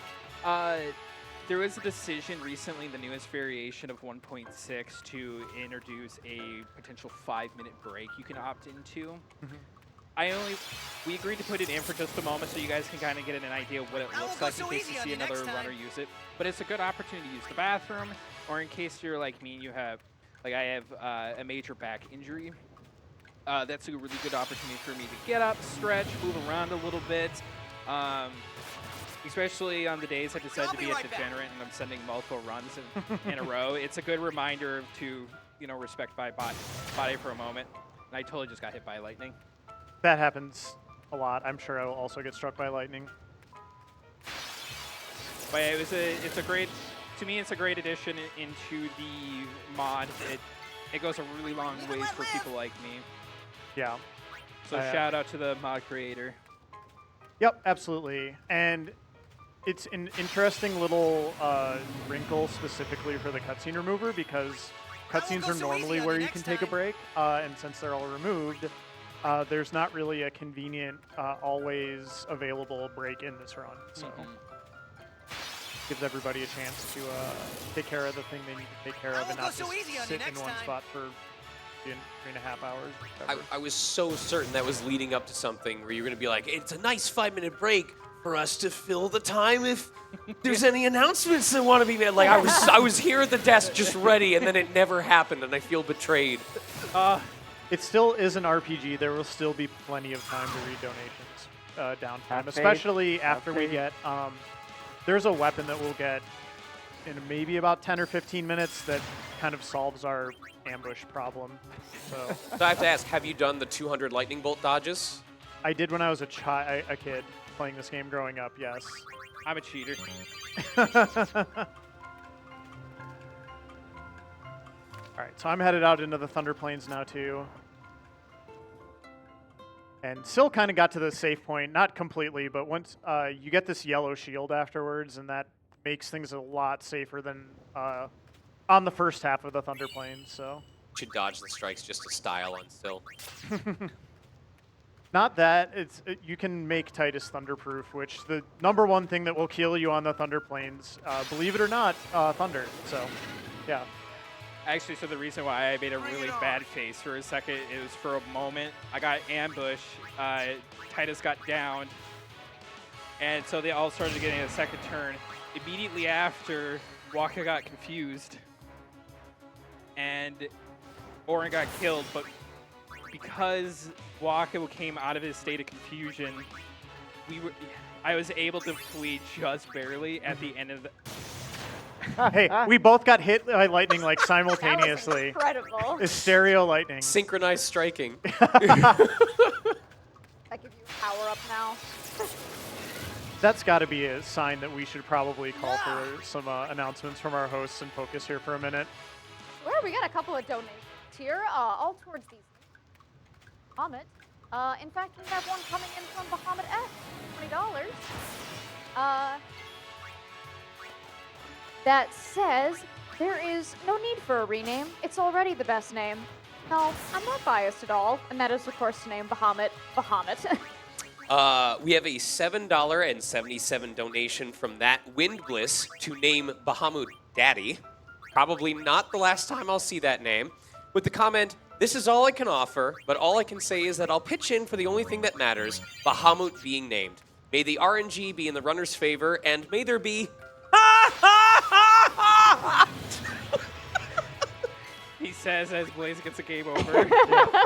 Again, perfect timing. I have feelings about that scene, because every time people are like, "That's such a dumb scene. That was such bad acting." I'm like, no, you don't get it. You don't understand. Beautiful. Well, some guy named Sonic Mega donated $51 towards naming Bahamut Skittles and said, "Taste the pain, Bo." I don't think I dodged a single lightning bolt today. All right. And then we have a $20 donation. Sorry, go ahead. No, go ahead. you're fine. You Nope, can go ahead. finish. We have a $20 donation from Anonymous, also going towards naming Bahamut Daddy, that just says, "Let's go Blaze!" Well, thank you. Yeah, I'm really filling in the Final Fantasy X bingo card with the random death on the Thunder Plains. That is also a fairly common thing now, unfortunately, with the new route. So Chat, I'm telling you right now, I will never get tired of doing the ha ha ha. Please donate and make me do it more. Donate and we'll all do it in sync. I would say if that's the name when I have to name Bahamut, I will do it once myself. yeah. I donated that for Titus, but it didn't win. I was hoping for it. That's also what I want people to donate for. What is the proper pronunciation of Titus? Is it Titus? Is it Titus? Titus? I've always Totus? said Titus. Titus. I've always said Titus too. Titus Titus. 2. Well, Yeah. Okay, grammar police over here. as well. But not to bully Blaze too much, but I hope somebody goes back and clips that moment for you. Thank you. I'll be right back. Had an ambush where I didn't die. That's good. Improvement over last time.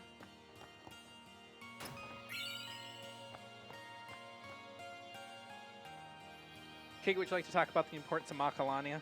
So Macalania is going to be a gathering section for us here. We're trying to take care of two objectives, one of which is we want to make sure that Riku not only has her overdrive completely filled, so that way we can utilize her special ability, which is called Mix, where she can combine two available I won't go items so easy to on you next create time. and generate some amazing effects, whether they be offensive or some defensive buffs for our party members. But also, we want to be able to steal certain items from enemies such as the I'll Chimera be right back. and the Blue Elemental that we run into during this section, which can allow us to have some items at our disposal for the upcoming fight, which is the Sphere Morph.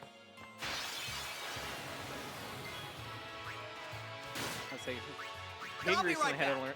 to run. Recently, here we got the rare steal, the Chimera, wasn't it? You got the lightning marble, the 20% steal, and didn't notice it. That's right. The one time that I had You're gotten wasting our time. the rare steal, and I did not want that, and it ruined me. I won't go so easy on you next time. I did not forget to buy my Baroque sword. I have successfully gotten both steals, though, so my Sphere Morph fight is going to be safe. Nice. In a PB attempt, you can take the odds. Sphere Morph is only ever going to cast one spell against you over the entire fight before we use the Mix ability. So we're not in fear, but we grab every item just in case. I have yet to have it where I haven't gone into the fight and didn't have the item I didn't need. Oh, that's nice. I need to remember to steal a lunar curtain too, and I probably should have done that earlier, but hopefully I I'll won't go still get so a easy chance on you now. next time. Oh, the Lunar Curtain. Yep. The fight after Macalania, you can steal it too, if need be. After Macalania. The Machina fight. I won't go so easy Oh, you on can next steal one time. there? Yeah. Oh, I'll get it here. That's fine. I think I'll just get it here. Oh, even better. Safer. Yeah.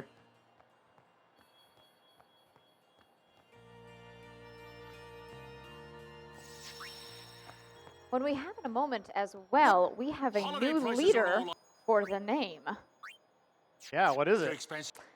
This comes from Drake bad- Lilion Blanc, $55, saying, "Hello from French Restream. Awesome event. Keep at it. We love it from here. I propose to name I'll Bahamut go with the- Bahaguette in true French fashion. Good luck to all runners and have fun." That is now winning by $4. So, I don't know. Let me know what you think about the French Restream. Do we like the Bahaguette? Do we like a different type of bread item? Let me know. The summoning ritual involves Yuna putting on a beret and going, oh. Thank you so much for that donation, Drake.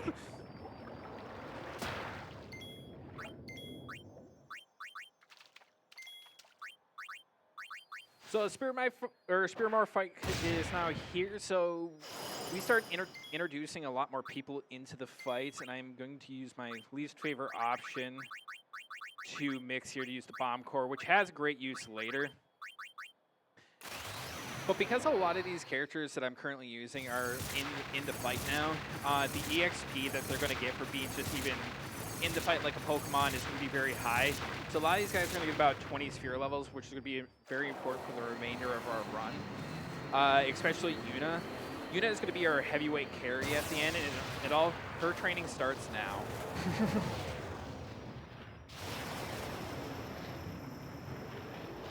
Well, she is supposed to save the world, so I mean, oh no. And then she becomes a pop star in Gen 2. Chad posed an interesting question. Is a corn dog a type of baguette? I don't know if I would answer that. I feel like it'd be dangerous words. I mean, you can have like a chocolate croissant, and that's just a different type of pastry. So maybe a corn dog is just a baguette with filling. I would eat it. But it's a con, so I'll eat like most things. All food is fair game at a convention. Yes. Absolutely. Like after 3:30 a.m., the rules don't exist.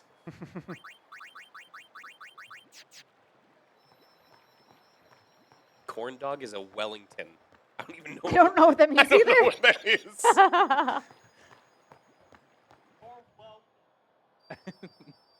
No, now I'm just even more hungry. You're not welcome. I say the speedrunner's curse, to talk about food mid-run. Hashtag hors d'oeuvres for hosts. Live and let live. I want hot cocoa for hosts. What? Hot cocoa for hosts. Hot cocoa? Corn dog cocoa? No, not that. It's a good dipping sauce.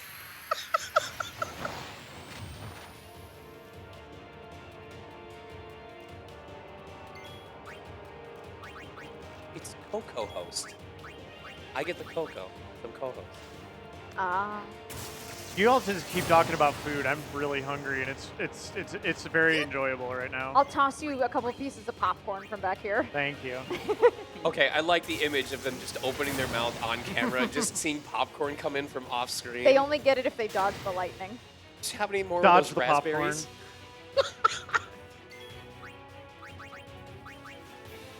I'm still self-disappointed I missed every lightning strike. And a couple of them were pretty free to dodge. A couple of them were pretty... Like, they come right after that encounter, and those are the worst. Yeah. All right, I got my steals for Spheromorph, so I'm looking good there. I almost thought a menu ahead and threw something random for Riku there. I just need a little more chaos in my run, apparently. Need to focus. One of us needs to look good at the end of this run. Harry here's someone from my chat. I didn't hear no bell. I'm just like frantically scanning my notes to like see when the next thing is that I have to do that I'm not used to doing. I think that's the big scary about that run. Yeah. Mind if I chime in because we have another name swap? Yeah. Now Daddy is the name in the lead for Bahamut, thanks to a $30 donation from Anonymous that says, no explanation is required. It's I true. I think we should find them and get an explanation. They're really close to each other. The top 3 names are all less than $10 away from each other. And the best part is you still have quite a while until we're ready to name In Bahamut. fact, the top 4 names are all less than $10 away from each other. Yeah. Yeah, I we think- haven't even gotten to Shiva yet, so. That 4th name is brand new, isn't it? Yes, if we have a moment, I have another name added to the list if I can throw that out there. This is from Prime Martin, who donates $50 to name Bahamut Live and Let Live. We can shorten that if we need. And they say, ha ha ha ha ha ha ha. Thank you very much. The competition is tightening. We could recreate that entire scene. Just laughing. Yes, we could. Just need someone willing to donate like $1,000 and write out the entire scene.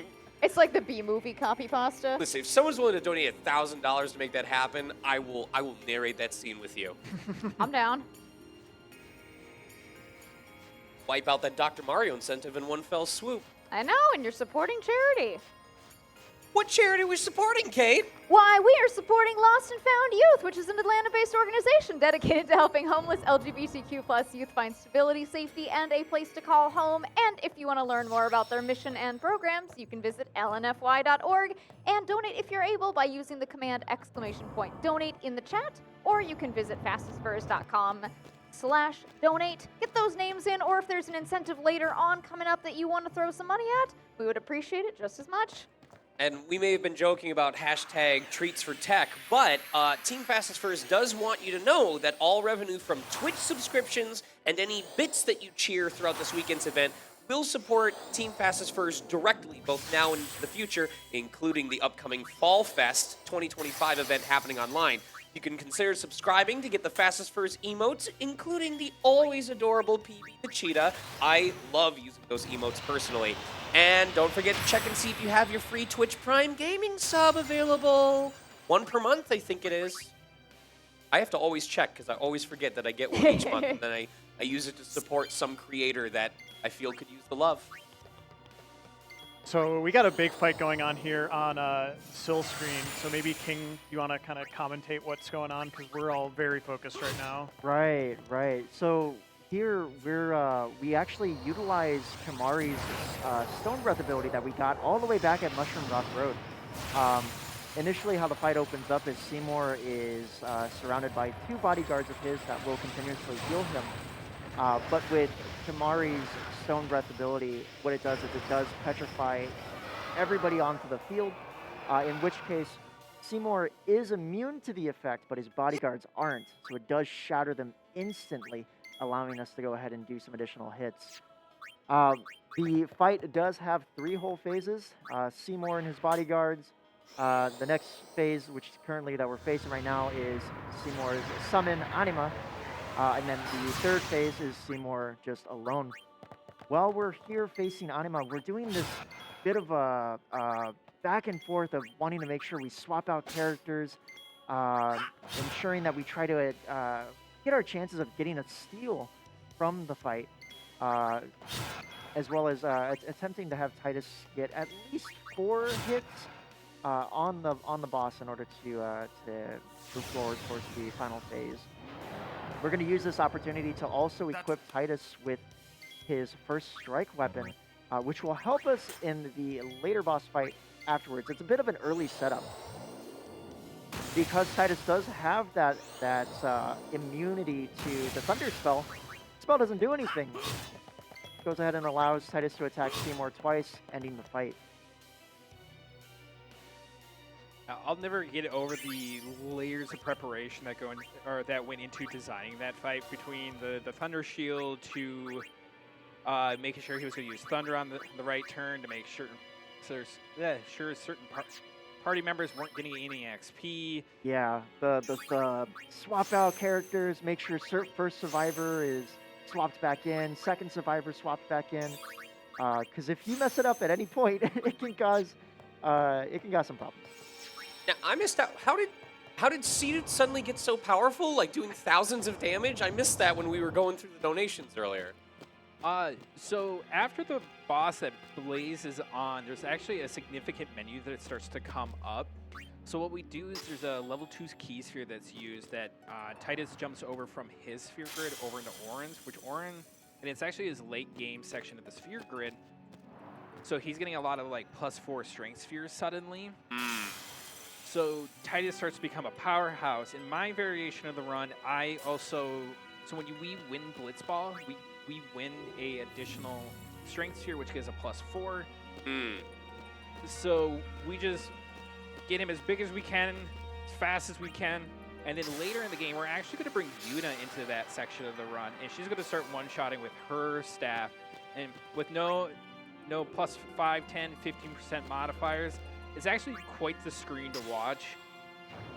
I think that was one of the mechanics of this game that I really enjoyed the most, was the fact that with enough time and upgrades, your characters could start to like hybridize into each other's skill sets. And that really like turned me or got me interested into the ability of like subclassing and multi-classing. So I'm glad that this game introduced me to it. There's actually a platinum trophy, or if you like your Steam achievements that exist there, but you have to fill every empty node with a stat, and then you have to have every character learn everything. And I looked at that, I went, nope.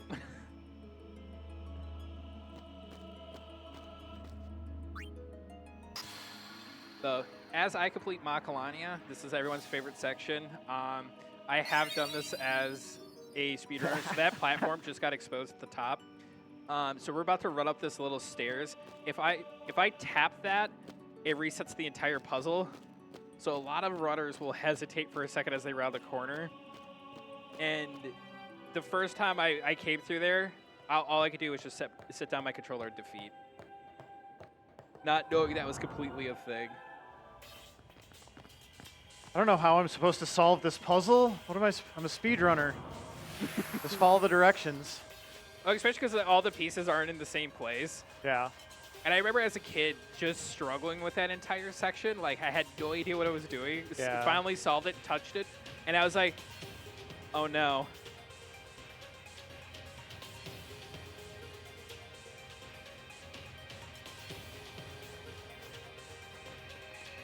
Nice, good job. There's a whole that whole chase sequence. If you do get caught, you do have to get yourself forced into an encounter where the Guado enemy will go ahead and try to summon 2 additional monsters, which does take an additional time. But if you position yourself correctly as you're running away, you can actually just skip all of that and just move over towards the next screen. But it's very difficult to do. What's worse is in the CSR mod, if you do get caught, I won't or go so easy on you when next you're on the time. Blood Sloth route, you actually have to take an encounter. There is one encounter out there that will crash the game. And I got that on Monday, and I went, oh, Blaze wasn't kidding. Because he was the first person to tell me that. Yeah. And like always, I didn't believe And him. I have to take an encounter on my way out, so that'll be fun. We'll roll the dice on that one.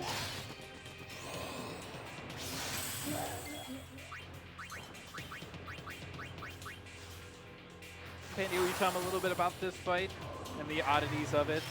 Yeah, I mean, the biggest importance about this fight here is we're wanting to ensure that specific characters get an action or some sort of movement into the fight in order to build their experience gain. We're wanting to ensure that Titus gets experience. Really need to make sure that Yuna gets her experience. If Lulu is able to receive some sort of experience throughout the fight, that's awesome. It's a matter of we're wanting to have Titus solely focus there on our big Yeti guy in the center, while balancing out keeping folks alive and our health up. When Yuna is needing to take an action, she's not actually going to be attacking anything. She's just going to be there, whether it be doing a defense, doing an item, anything. Just as long as they do something to attain that EXP. And what was worse, that's the first time in that encounter because I had to use my overdrive on Extractor earlier to square my way out of that fight. I actually didn't have my overdrive for the Yeti fight. Not that the fight wasn't winnable, but for a moment there, I had to really, really think about it. Oh, that was bad. Also, your scene here from the other day. I have made a mistake, so we'll see how this goes.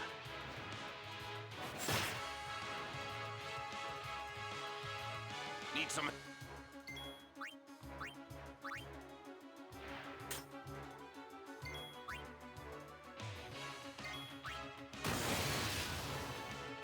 Are you all right?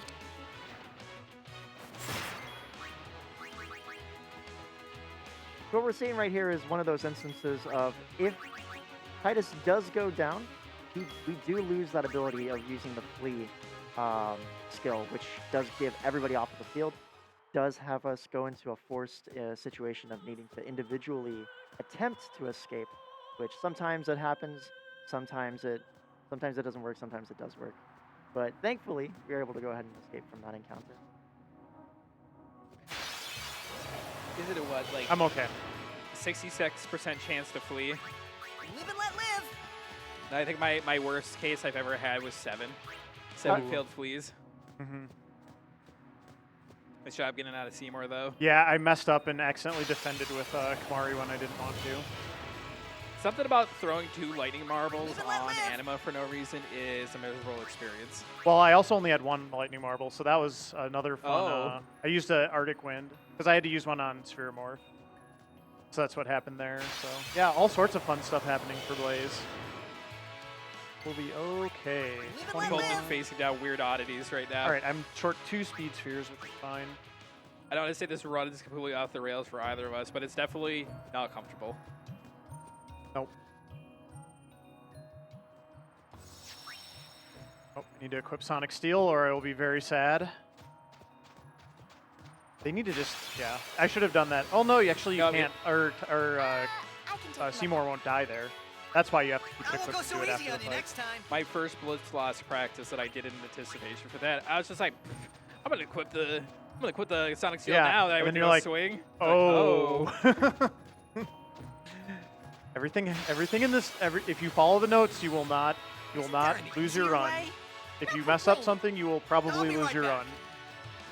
Yeah, very few situations you could probably actually reinvent the wheel. Yeah.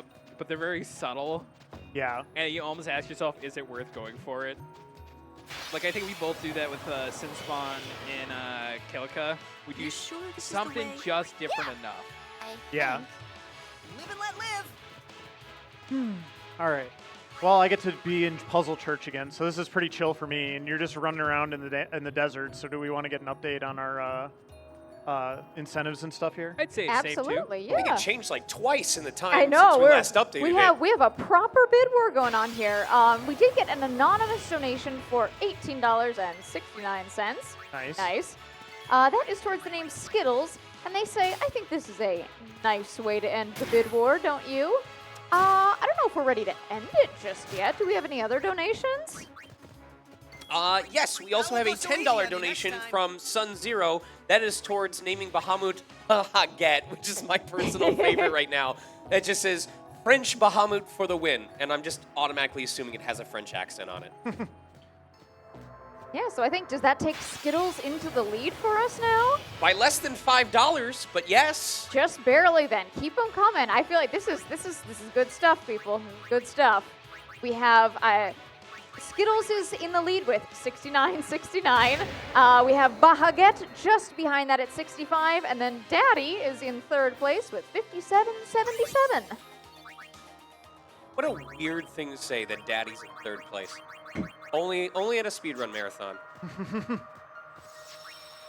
I tell you what to do a Yuna heal for getting she's completely kidnapped right now. Not anywhere near our party. Yeah, Yuna getting kidnapped is just like a thing that happens in this game. Really threw me off my tempo I for won't a go so second. easy on you next Yeah. time. Oh yeah, I have to get caught here. I did the marathon save strat where I took the extra encounter, get the power and the speed spheres instead of trying to be free with it later. All right, now I have to hope my game doesn't crash. Leave it to me. Actually, a really good fight for me to get some of these steals because I got it as a brimp too. Mm-hmm. I won't go so easy on you next time. I want to say I should have it up. So the important thing what I'm trying to do here, and we base our needs off of the anima steals, is you need about 6 throwables for the Velguard's fights that are coming up, and you do not want to be short. It can make things a little precarious, so I got to make up some of my steals here and now. That was not the encounter I I won't go so anticipated easy from on there. you next time. But Uh-oh, this might be the crashy one. I had to do 2 because I was short for Titus, so please no. and for this fight, you get to yeet him off the map. I always love that it's a mechanic in Final Fantasy X, the eject mechanic, because that's one of the very few mobs that we don't know how to deal with appropriately in the run. It's just simply too strong. But Auron has a suave way of getting rid of it in a very not so fancy manner, but it's effective. Someone on chat said it's so weird seeing desert on one side and ice on the other. My response is just live in the Midwest. I'm from That's Minnesota, true. so I can verify Yep, that. same.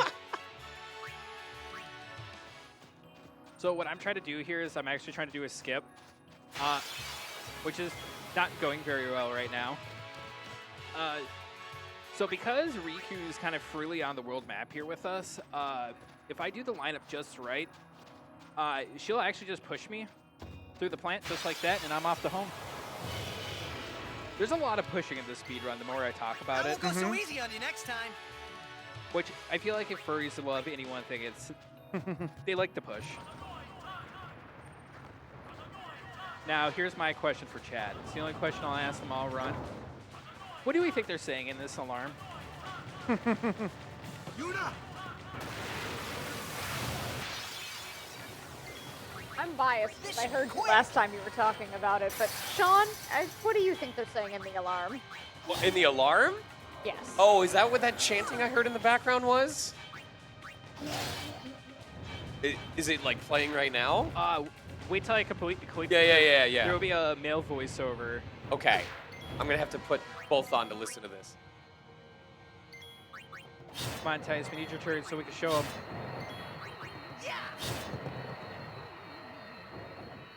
I don't think I've ever low rolled the Let's Glotto find there Yuna, before. quick! Hope you're ready.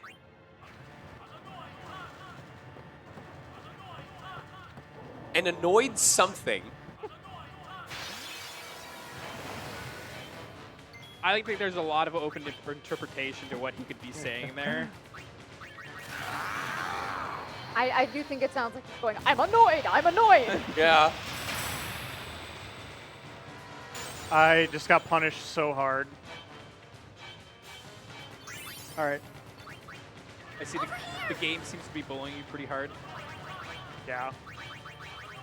So for me, where I'm currently at, we're using Kamari again to use his Stone Breath mechanic. In the tracking RNG variation of this run, it's actually one of the hardest things to track. And I actually just got the worst encounter RNG to the point where the simplest way of avoiding that fight and the awful RNG-ness is just to reset it, unfortunately. Thank you, Epic Games, for your alert. We Someone, don't think about it. It doesn't happen. someone in chat said it's the same guy going, an annoying alarm! An annoying alarm! And that's why he just keeps saying it over and over again. It's a beautiful option. Well, I got through it. But yeah, unfortunately, I got the rare situation on the Chimeras. So what we didn't want to see there was, when I got into the encounter, I got ambushed.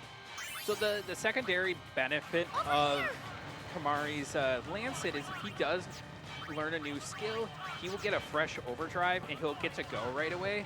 but the only thing that overrules that mechanic is ambush.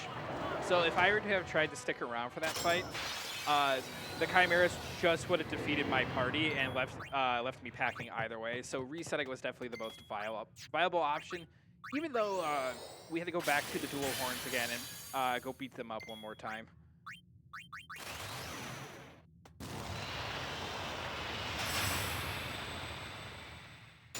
But that's how that fight should have gone the first try, unfortunately. It's out of your control.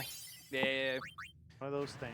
If you don't already know, are you interested in knowing the actual translation of what's being said? Actually, I would love to. It's in Albed, it's Ajanoa Itan, which translated means everyone under. It's telling everyone to get underground. Oh, because that's where the airship is that we're actually about to acquire. Funny enough, I actually never took the boat. I tell myself every run, I'm going to go look that up one day. Never do. You're too in the zone. What I thought was interesting was as long as even part of the sentences were not translated, it would do the Albed voiceover, but if you had it fully translated by collecting enough of the books, it would switch it to an English voiceover that actually said the translated phrase. That'd be so cool. I actually haven't thought about that in so long, being that so you're actually not allowed in the category to go learn go pick up the Albed language from a previous save. Which even then, I don't know why you would, because it is very slow. Throw in a new language percent category. Yeah, can we get a shout out to the Albed restream today? Yeah, what are they gonna name Bahamut? I came to hope. It's just the same host going, a marathon stream! A marathon stream! So what I was looking for there is, All proceeds. and I've got to check earlier, we're at a point where there is a minimum amount of power and speed spheres I'm going to need for the remainder of the game. And I was actually only short by 1 speed sphere, so I'm going to pick up a speed distiller, which I'll use in a fight later. But after I have that final speed, I won't have to worry about drops for the remainder of the run. So it'll be a lot more comfy. But we are coming up to the FWA fight, and I'll let Panda take it away from there. Yeah, the FWA fight itself is, I mean, even through normal playthroughs of the game, it's a very, very tough encounter. What we're needing to do is we're trying to ensure that we have Riku's Overdrive available and ready to go, because she's able to mix a combination of ingredients to allow us to always get critical attacks. The biggest goal here is to make sure that Titus is topped off on health. He needs to be doing some hard-hitting attacks, while eventually we're going to be utilizing Cheer to increase our stats just that much more.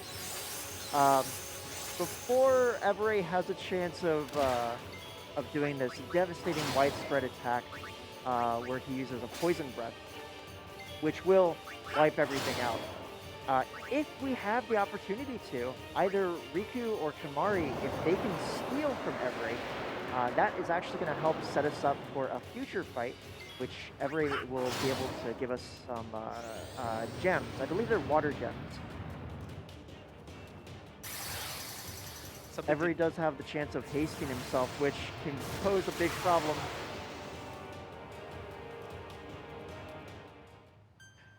I think I must have low rolled because something did not go right there. Right. That's not a screen I'm supposed to see. Which was a shame because the fight was perfect. I had some good I had a good steal in there. I was gonna be happy.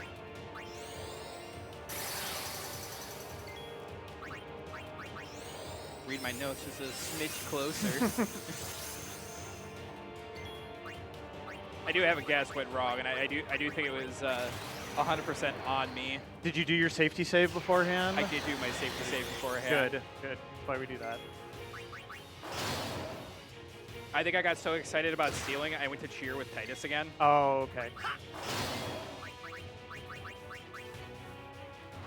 So it took me out the tempo, and that's we mentioned it a little bit earlier. Is there should be no reason ever to come.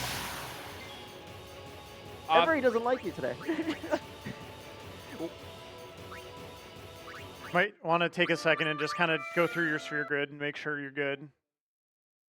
Well, that should have been his normal second attack, so... Okay. I'm not watching as very closely, so Yeah. you got this, though.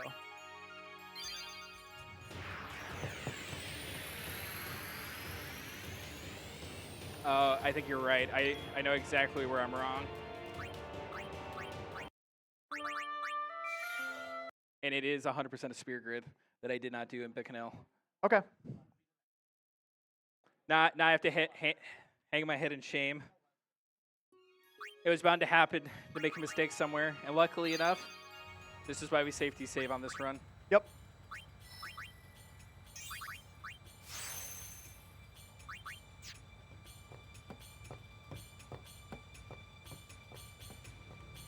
And here I was just moving and grooving so well, too. You're still fine.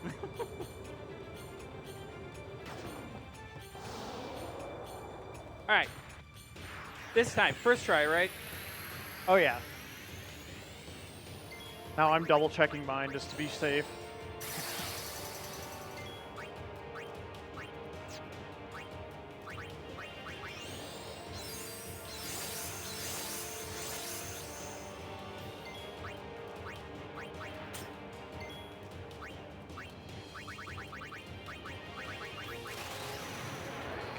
Uh-oh. All right, this time, attack for 2, cheer 1, attack 3.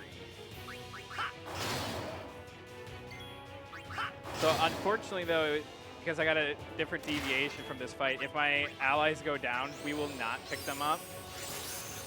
Because we do not need them to have any form of EXP. But I do miss out on steal opportunities, which is sad for me. I do like stealing my water gems here.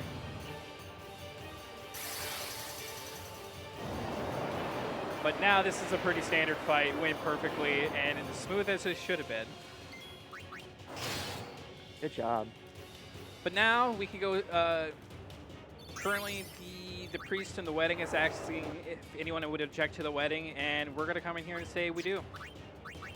And we're gonna go save our heroine, Yuna. Stay right there, Seymour! Ultimately, these fights are not that challenging.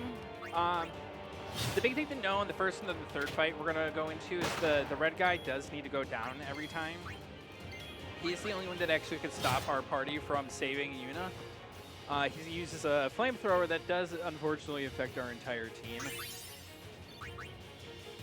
But otherwise, it's a pretty safe, smooth section.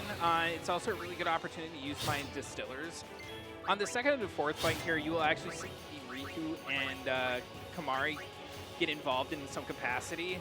So we're going to have them throw like sleeping grenades because we're not moving fast enough to take these guys out fast enough. But coincidentally, 2 of them does enough damage to kind of smooth our way from the fights.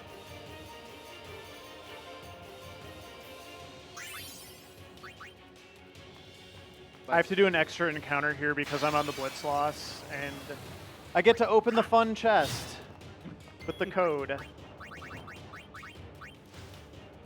This is a good reminder, we are bearing down on Bahama Redemption.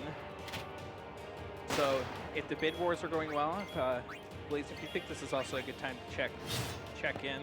Yeah, it looks like Skittles is still in the lead with 69-69, and Bahaget close behind at 65. And I do also want to remind folks that we have incentives open for our next game as well to upgrade that Dr. Mario 64 run to S-Hard. We have not yet hit that $750 target amount, so I would love to see some donations in for that as well. If you've got some extra corn dog money, good place to put it. How did your quiz go with the box? I got it. I opened the box. Did you make new friends? I did. Corn dog money is not a term I thought I would be acquainted with during this run. This might be bad. This might be ambush. When I hear somebody ask if there's corn dog money, I think I'm at like the state fair. Oh yeah, those corn dogs cost a lot of money though.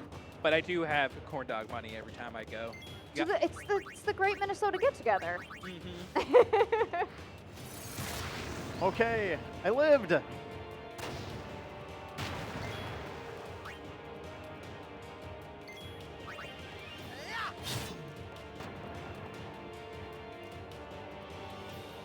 right, I'm coming up to the last bit of the aptly named Puzzle Church.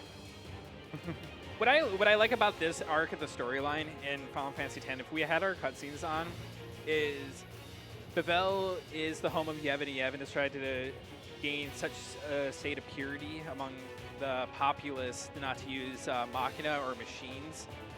And our party is now entering the Bahamut Temple, and the party quickly learns that it's completely supported by machina.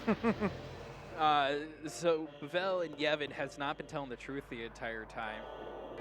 But it's also got one of the weirdest puzzles because of that. Mostly because this is where a lot of runners wish we can handle 2 spheres at a time. Because all we do is like slide around the floor, relocating spheres. And that's supposed to be the big troubled puzzle. And I'll always remember being young and just hating this section. I would spend an hour here, but in speedrun sense, it's about a 5-minute section. There is a certain fight that I am so upset about because I could never get past it, and it's what made me stop playing the game, and I did not realize how close I was to being done with the game after that fight. Is it the super special one in Gagazet in the mountains? It involves undead mechanics. Oh, yes. That one's you're gonna be really surprised then later. I will speak my piece on it when we get there. Oh my gosh, I forgot to talk to brother. Okay, we're going back to the bridge. I'm just checking out this airship. I was so focused on buying Phoenix Downs from Rin. All right. I was like, why is that door closed? That was weird.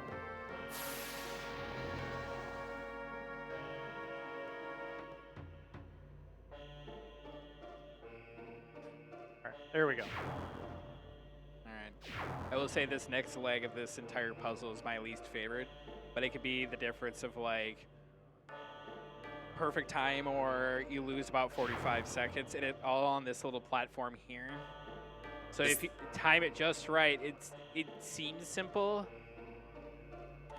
but when you first get the availability to hit circle, this entire path will be off on the opposite pattern, and there's a specific, I don't want to say a specific frame in the sense like there's only a few, but you have to catch that one, and if you're not on the right frames for it, you will go past it every time. Is this the temple for our final name bid war, by the way? Yep, you probably got about 2 minutes. 2 minutes. Again, folks, our top 2 names are less than $5 apart from each other, and the top 3 names are all less than $10, $12. Could easily take the top spot at the last second, but this is the time to do it right now.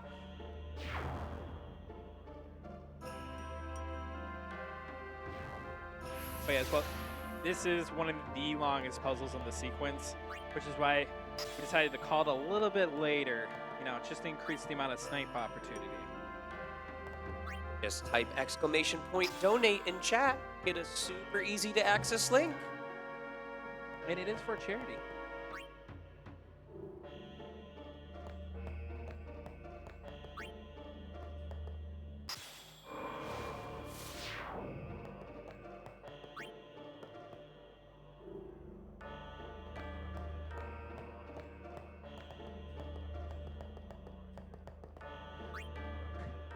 Little footstep noises. Tucka, tucka, tucka. As we talked a little bit about at the start of the run, we like to describe running around with Titus as driving in like an old late 90s Crown Victoria with a oversized boat on the back. It's got them Irish river dance shoes. And no matter how confident I feel about his pathing, I'll mess it up in the next run for no reason. It's just like, and it's also one of the very few Final Fantasy games I've tried to play where there is actually no amount of preload that makes sense. Like sometimes to get Titus to go up, you have to hold like down right. And you're like, how did we get here? How did I get here? I think the Besaid Temple is probably the best example when you come out of those stairs. It almost just makes sense to hold like a second and then hold right, and then he takes off in the right direction. But if you hold right, he'll try to go back into the temple one more time.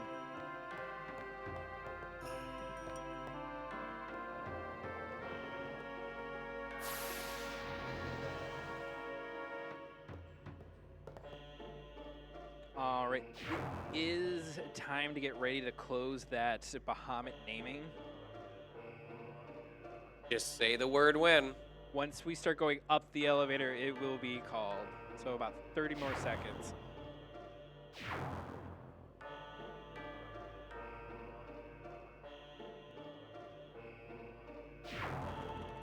Titus, can you already see it?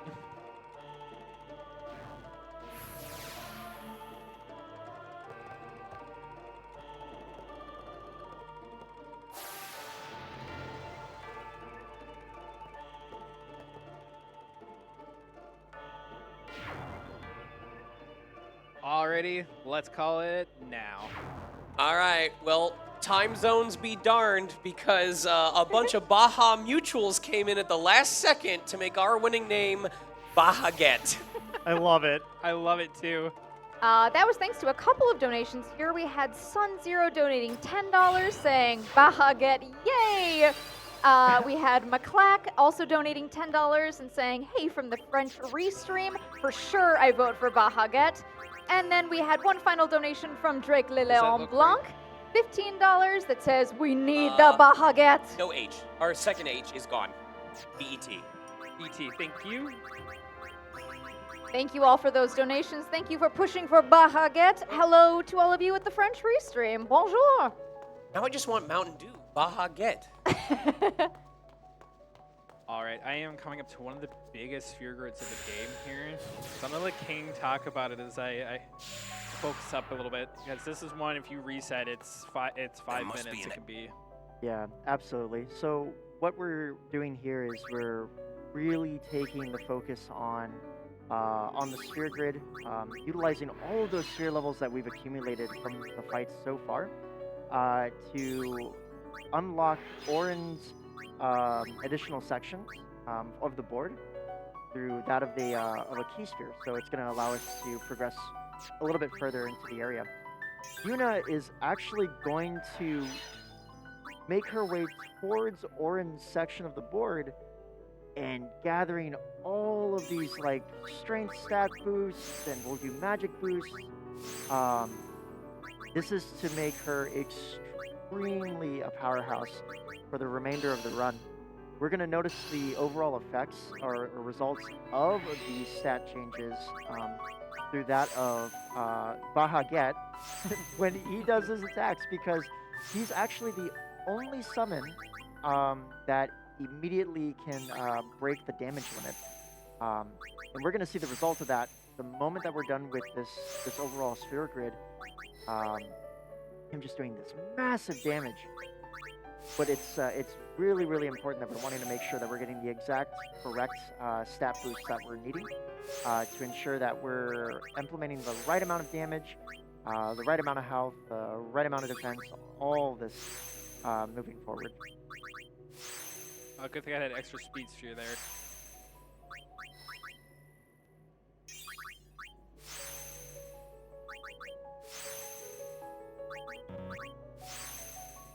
I always like to say as I'm coming through this section, because we use so many power spheres, it's like, more power. Yuna has the power. You'll see very soon. This is gonna be great. I want like the audience to like gasp when they see how much Bahamut damage Bahamut is doing. It's Bahaget. Bahaget. Bahaget. Ha ha. Bahaget. Ha ha. Alright, Yuna's now given all the beans. So for these first couple fights here, I didn't really think about that Aeon name for a second. It had me confused for a moment too. So this is where Remove comes into play. He gets a bit of use. There's a bunch of safe fights we're going to take with him here because he does move a lot faster. And Baja Get really starts coming out once we get to the end of this hall. So we get to see the last for 2 full summoning or Aeon animations, minus whatever Isaru throws at us. But so the biggest mechanic in this game that isn't really talked about in any capacity for anybody is, so a lot of the Aeon stats are actually influenced by Yuna's stats. So the more power we got, the more they hit. So we're definitely taking advantage of this situation. And I always just get a good kick out of Yuna being the speed demon, big swinging machine that she is. Yeah. Noted melee attacker Yuna.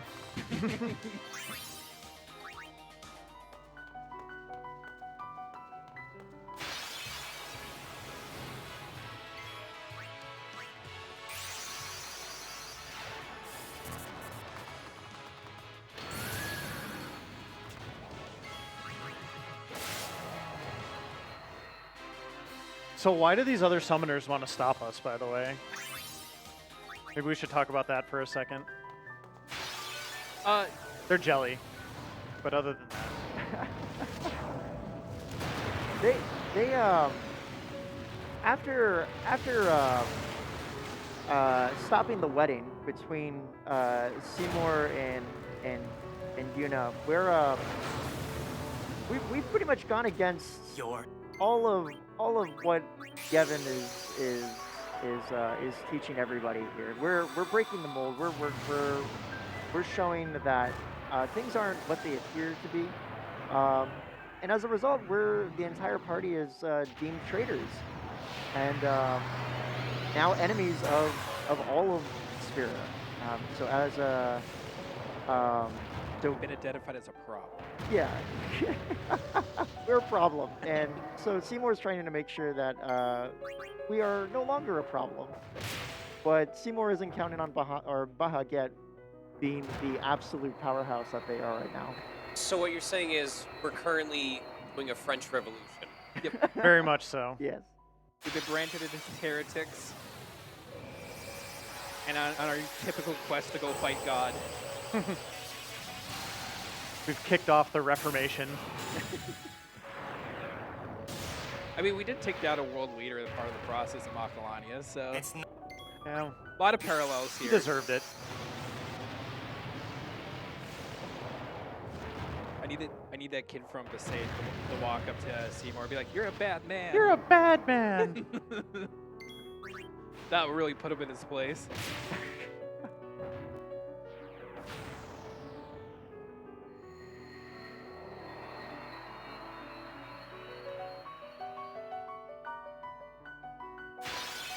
But say I have been enjoying the 2.5 hours that we've all been together through all this. We've conquered a lot of story in this game. It goes fast, doesn't it? Well, especially if you take away the cutscenes. I mean, there might be people that have been watching this entire run while they've been waiting for an elevator, for all we know.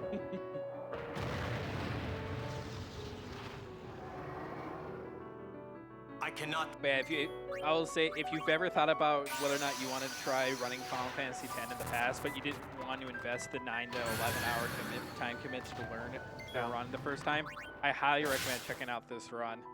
Well, and you know another Final Fantasy game that has a cutscene remover. Do you want to talk about that for a second while you're doing your thing here? You're gonna make me talk about it, aren't you? We can talk about it now or later. It's up to you, but we are going to talk about it, yes. So the other cutscene remover that I run is Final Fantasy IX, which I've actually recently got accepted into GDQ to run as a game. And I think it's always a really great opportunity to showcase these mods that are allowed into major categories, because you can run against a lot of those people who have like world records in these games and still learn something awesome about your old favorite games. So then if you do want to branch out into the longer formats of the game, you will feel a lot more confident. So when I first got into Final Fantasy IX, there was no CSR, but it came out shortly thereafter. So I practiced that for so long So then I went back to NMS percent. I almost had an immediate half-hour time save, and it felt really good. All that practice and time put into it.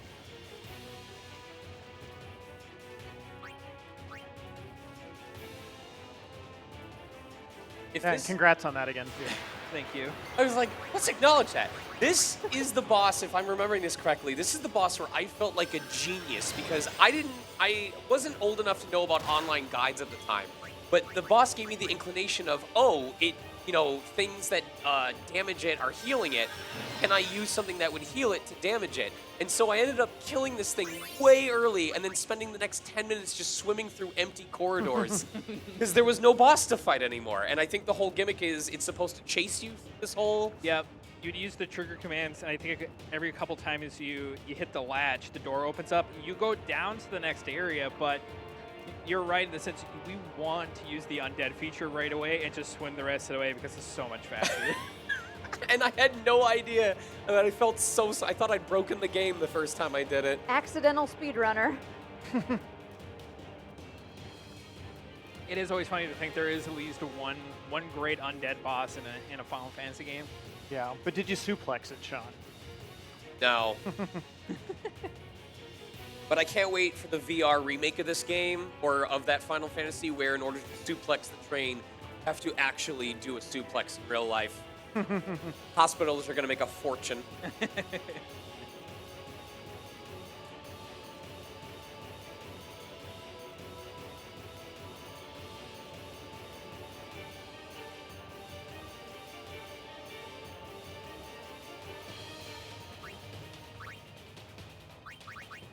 All right, we're back to actually leveling up the unit here as big as we can.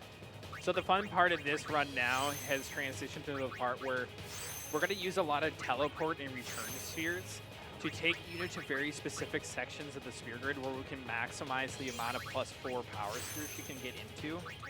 So like both of the ones on the right are a +4, the one at the top left is a +4. So that's how we're using the most minimal amount of movement and power spheres possible to maximize their damage. And why unit just keeps having these odd power spikes. Because all of a sudden you're going to see her Bahamut later or Baha get doing 50k a swipe, and it's going to be great. Hold on, Kamari.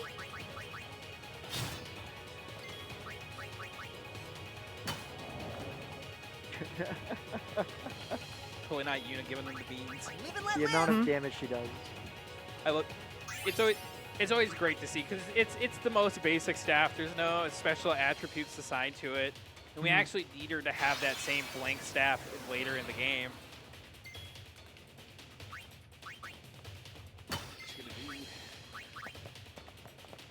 She's missing a sphere level, but I can shuffle.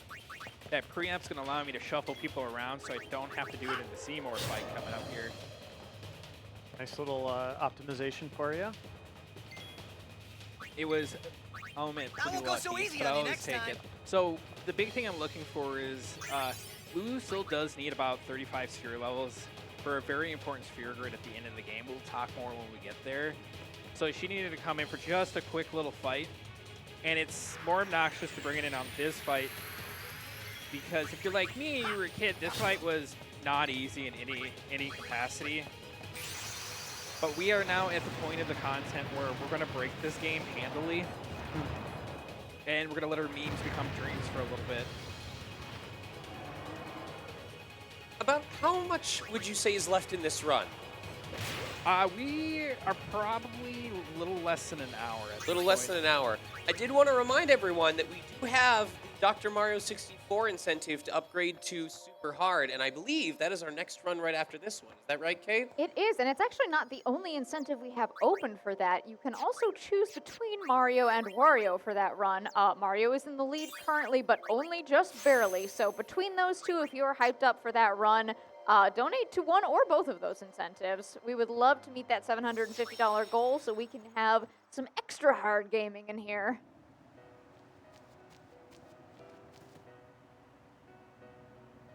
I'll be the first to appreciate a good challenge run. Mm-hmm. Makes the marathon longer. I don't want it to end. Yeah, keep donating, y'all. And we're done with Final Fantasy X incentives, so we got to move on to the next one now. But we still got plenty of time to enjoy the end of this run too. Oh, so. yeah. Please keep us posted as to any milestones or bid war changes or anything for that next run. You got We can it. get that hyped up too.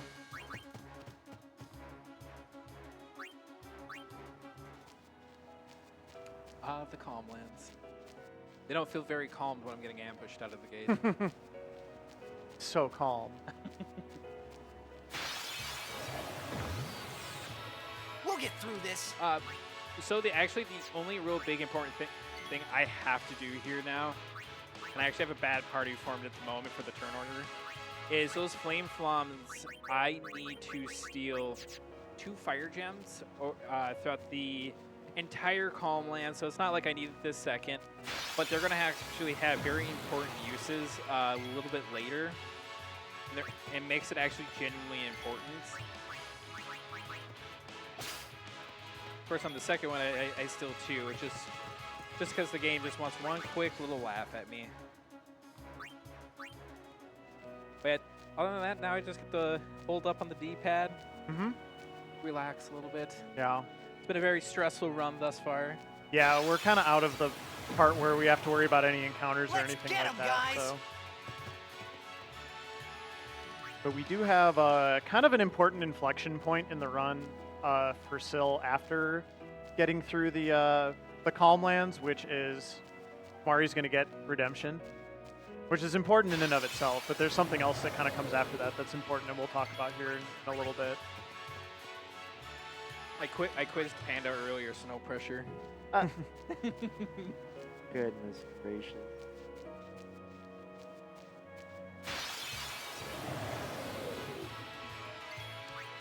I hope you're. Yeah, it can be one of the biggest deviations of the run, and Yeah. sometimes it could be a make or break moment, or in the sense like, are you gonna lose your PB today, or are you gonna go get the biggest PB you've had in like a month?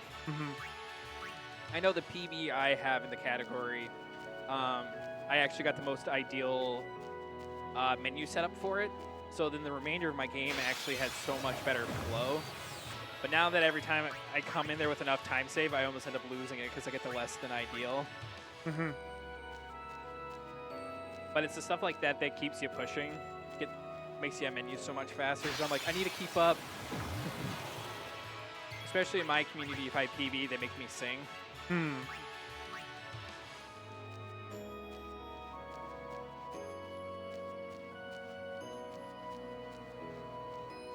I'm just swimming out of here. Getting a good, swimming's a good workout, I've heard, so. Makes you wonder how they did that fight and swam that entire tunnel with no issue. Well, I mean, they have gills, right? I mean, I don't know. If you're born with gills, you get to be a professional blitzball player. Should teach the animals of the Georgia Aquarium to play blitzball. Oh my gosh, yes. Dolphins versus whales, let's go.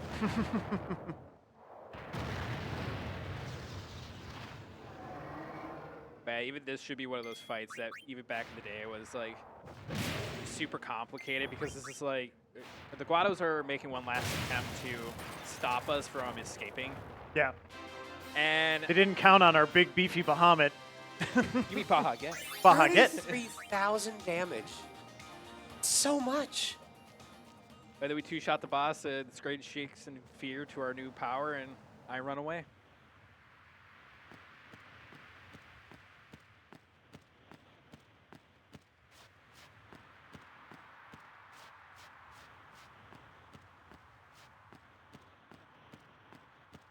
All right. I'll talk a little bit about this fight, though, coming up here, right? Pass Panda off the baton. So this is the Ronster Redemption arc. So funny enough about this fight, and I just realized this has been a little dangerous, but it shouldn't be much of a concern. So these guys' health, strength, speed, and all their stats are completely dependent on your stats coming in. So I got a really odd RNG thing. Okay, it did work out well. I think so.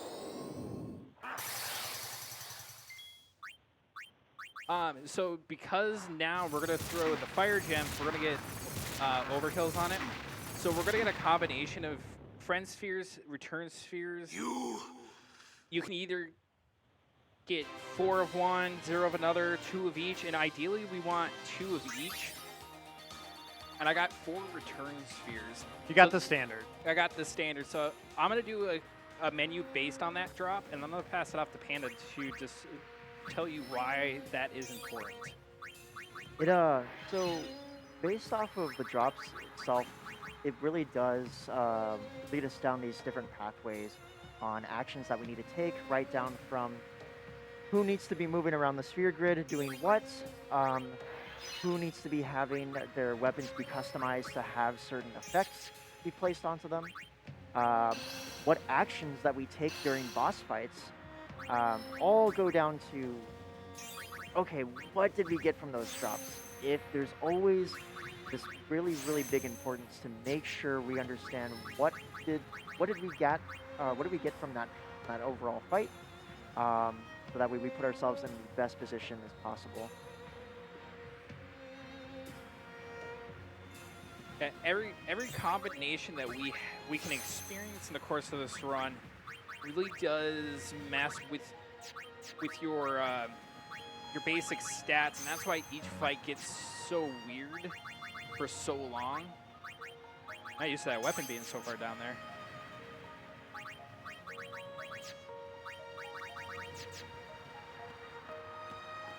But yeah, the ideal is to get the 2-2 combo, as we call it. Because of that, Yuna can actually do more in her sphere grid, like immediately coming out of that fight. So then she has more immediate stats. So then we have to do 2 smaller sphere grids as a result of it. But 2-2, unfortunately, it's I don't want to say exceptionally rare. What should I do? Funny enough, when I first started running this category, I felt I got it all the time, and I feel like I see it in Panda stream all the time too, as he's learning to speed run and climbing the leaderboard. But now that I'm kind of like a little dependent on it for a really good finish, can't see it, doesn't exist.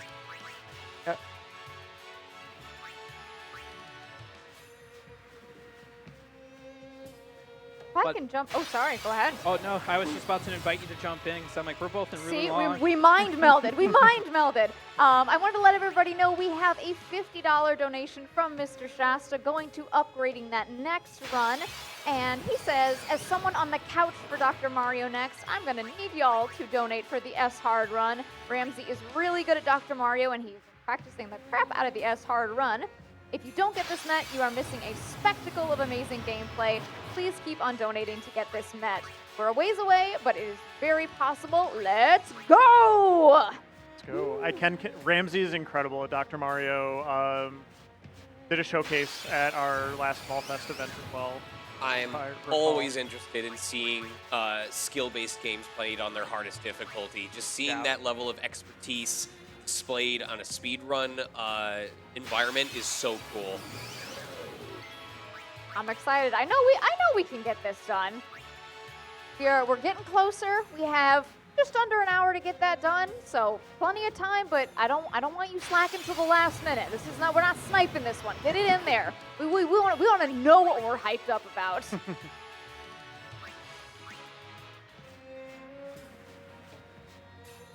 Yeah, I'm now in Mount Gagazet, up there for another one of my least favorite sections. Even though we got the Sonic Steel, and now 3 of my party members have first strike, like, our enemies fortunately will never get a turn again, but for some reason the game has decided that, hey, you got some really tough bosses, you just don't know it's coming up, so we're going to throw as much as we can at you. And so one of the biggest deviations of these categories between any percent and true RNG, if we had successfully tracked RNG all the way up to this point, we could have gotten something called no encounter armor, in the Cavern of the Stolen Faith. So one of our 6 party members can equip that armor, and then we can run through this entire section without running into an encounter, which I think saves, about 8 minutes? Yeah. But like I said, I got overwhelmed the last couple times I do tracking, so I got to give a lot of credit to credit's due for those who can do it. There's a lot going on. Now I have to go beat up Seymour, hopefully one last time. Yeah, I'm sure this is the last time. Yep, this is it, right? Yeah, for sure. He looks really scary this time. I can't imagine him having a final form beyond this. That's not good. Oh.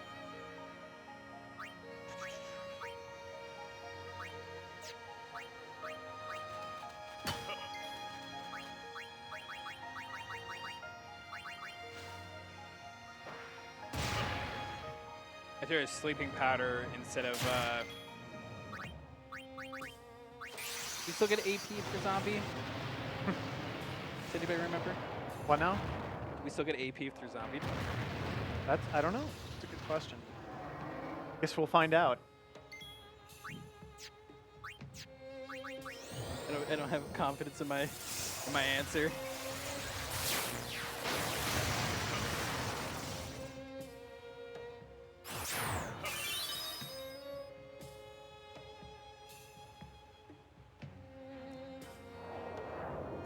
Vanish. No, Baja again. I miss you already.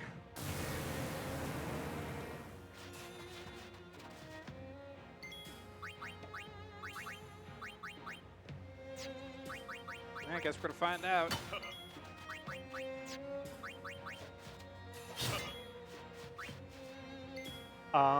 My only concern is if you have to. Well, you'll be able to make up the XP later. But you might just have to do a bunch of encounters. Because I was gonna say you might not have an autosave after this fight. You don't get it. But I guess you could stop on the. I was gonna stop on the EXP screen. Yeah, smart. She did. Oh, she got it. Yep. All right, good to know. And you got the overkill. Today too. we learned you can get experience as a zombie. Very good life lesson for all of us, really. That's just called working an office job. We have a $40 donation from Bursic towards upgrading to Super Hard and Dr. Mario 64, saying, "Hornless! Hornless!" Hornless. That not only took us over the $100 mark for the incentive, but I feel like, can we get like a $5 corn dog train I want going a corn on? dog train, and not just for myself. If everyone For everybody watching, back here. If you're in the room and you can see how many folks are back here, one corn dog for each of them, please. everyone watching bought us a corn dog for Hard. We easily. would. And think of how many people you can't see here in the I got room who 4 are return. working tech, moderating the chat, doing all kinds of incredible work. So I think they all deserve a corn dog too, and I think we all deserve to see Super Hard Mario. So let's get it done. I want a corn dog now. Yeah. You said you got 4-4 as well. Yep.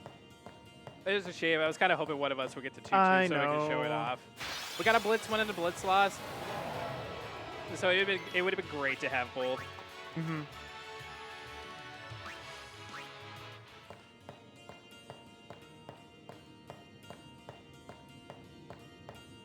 But yeah, so now we're in the upper parts of Mount Gagaset, right before we go to see Xanarkin and the chaos that has ensued in there. It is kind of unique because it is like one of the very few dungeons that does have a couple deviating paths we have to go to and do a couple little puzzles. So it almost feels a little bit like a trial without being a trial. I'm not running around picking up spheres, but there are some hidden treasures around. And it is somebody who can be a completionist sometimes, it hurts for me to run by. But again, I like to think it's the game is trying to help you out one more time. Xanarkin's obviously the city of the dead, so there's no shopkeeps waiting there for us. So it's trying to stash tiny little weapons around so we can get a little bit of a power spike if we felt that last fight was going to be tough. And this is one of my least favorite ones because for some reason, no matter what, I'm very inconsistent on it. I'm glad I got it first try. I will have days where I get grumpy and I just start hitting circle like it's going out of style. Like eventually I'll get it.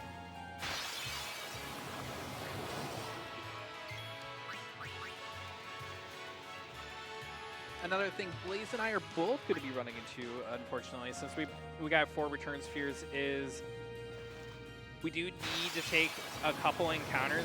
We need to fight those blue little piranhas on an encounter I don't have an ambush on. So seeing them this late makes me a little bit nervous. I do need 4 more power spheres than what was originally planned. in order to make up some of the stats from not getting the 2-2 situation. These games get speedrun just makes me want to play them all over again. I bought the remaster when it came out and then never touched it, but like actually seeing it and being reminded of all these scenes and mechanics is finally pushing me to go, you know what? I should. It's so good. This is what I love these marathons for. They remind me of all the games I should get around to playing and then introduce me to new ones that I didn't even know I wanted. And the best part is, too, if you play it yourself, you actually get to watch the cutscenes. Do miss them sometimes when you run the CSR. So as a result, my chat, after running this game for a month, they made me do a casual playthrough where we beat up Penance. Which, to be That took a while, I remember. Yeah. The rule was no Yojimbo, so I had to do a lot of grinding, but it was worth it. I've always wanted to do that for years. I bet that was fun. And by the way, in fact, there's an archive of all these past marathons as well. The Team Fastest First YouTube page contains a playlist from each marathon, and videos from this one will be added shortly after the event has concluded. So you can subscribe now using command !YouTube in chat and follow the link. I have a backlog that's about, half a year long at this point. You can watch a VOD of me running this on the old route probably like 4 years ago. I say, you guys invited me to come to the Fall Fest last year for Trans Lifeline. It was my first Fastest for event, which was awesome. We're glad to have you back. I'm surprised I didn't scare you guys away yet. Yes, that was the operative word there. I just think it's so real. I think it's so cool that another furry Final Fantasy speedrunner, because it can be hard to find people that want to run these long RPGs and have the same kind of passion for them that you do. And I actually didn't know Syl until a really cool event called the Final Fantasy Relay was getting going last year now. Yep. And Syl got picked to run Final Fantasy 9, and I was helping out with Final Fantasy 16 because I also run that game. But I didn't know Syl at that point, and just kind of hopped into the event Discord and was like getting to know, like, oh, who's this person? Who's this person? It's like, you're a furry Discord icon. We can be friends. I know what you are. Yeah, so that's just fun. It's great. Speedrunning, you always get to meet such good people, so. So they dropped my emotes so much in the chat, too. It was always kind of fun to see. Yeah. Yeah. Always got to find our furry operatives. Don't forget, if you are listening in or if you are in the audience right now, !Discord will get you in touch with all of us. If you want to get involved either in an event or if you just want to know more about it, we would be happy to have you. See if you can set an any % PB for making a new friend. Hey, it does take a village sometimes to learn and improve on a speed run. But I'm pretty sure I drive Panda insane once in a while. That's part of the fun. You're getting close. We might be able to do a 3-way race of this next time. Yeah. Also, very competent speedrunner of this game, King Panda. So. We gotta bully him to send him more runs. Love to see it. A little bit, yeah. Expedition 33 looks like a great game. Oops, I probably put you to back of the party and swung. But gotta put it down. We got a PB.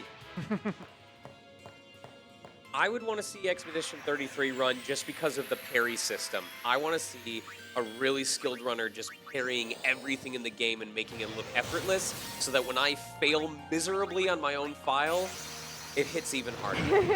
I really want to pick that game up soon. It looks like so much fun. They've shown setups where like there's this Lumina mechanic where you can just equip everyone with so much passives that at the start of every fight, they explode for like hundreds of thousands of damage and then instantly revive. It's a really cool game. Heavily inspired by this game, which is part of why I wanted to pick it up right away. I've not finished it yet. I do not think I will speedrun it. If you do end up catching a speedrun for it, it's probably going to look more like a Dark Souls run than a Final Fantasy X run, but it is going to be really cool once it's all routed out and people have a chance to really get good at it. So. Someone from chat's gonna be like, "I'm coming to play it next year." We would love FWA. that. Yeah. Love to have you. How can they apply? Get in the Discord. We just went over this. I know, Exclamation point Discord. Get in there. Like any good radio commercial, you have to repeat it 3 times before it really sticks. I know. If you've tuned in in the last 30 seconds, it is exclamation point Discord.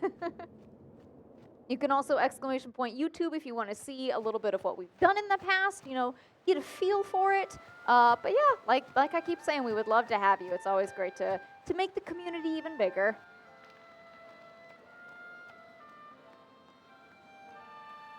One other thing, by the way, is we had another $25 donation towards that super hard Mario run. This comes from Pestilence, and they say, donating for the hard Mario run. Thank you to the runners and commentary for this race. It has been so much fun to watch. Thank you so much for your donation, and I am really gunning for this run. I think it's going to be fantastic. We have an amazing runner. We have amazing couch comm, amazing host, so you do not want to miss this. Leave it to Pestilence to try and make someone suffer.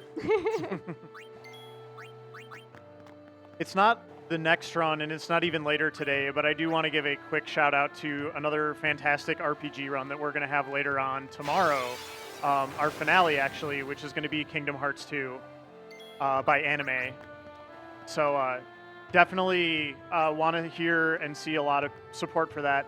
We've actually never had a vanilla Kingdom Hearts run in any of our marathons before, which is just like shocking to me. So it should be a really good time. Kingdom Hearts and RPG fans unite for that one. I'm still working on my speed run of understand the plot of Kingdom Hearts. I'm actually excited for that one myself. You'll find me back in the audience for a little bit on that one. I don't think there's a 100% category for that because it lasts longer than a human lifespan. That's a multi-generational run right there. Hey, if you can get Final Fantasy VII down to 16 hours for 100%, I think they can do it with Kingdom Hearts. I hope and dream. Just a mere 16-hour run. Just a small commitment.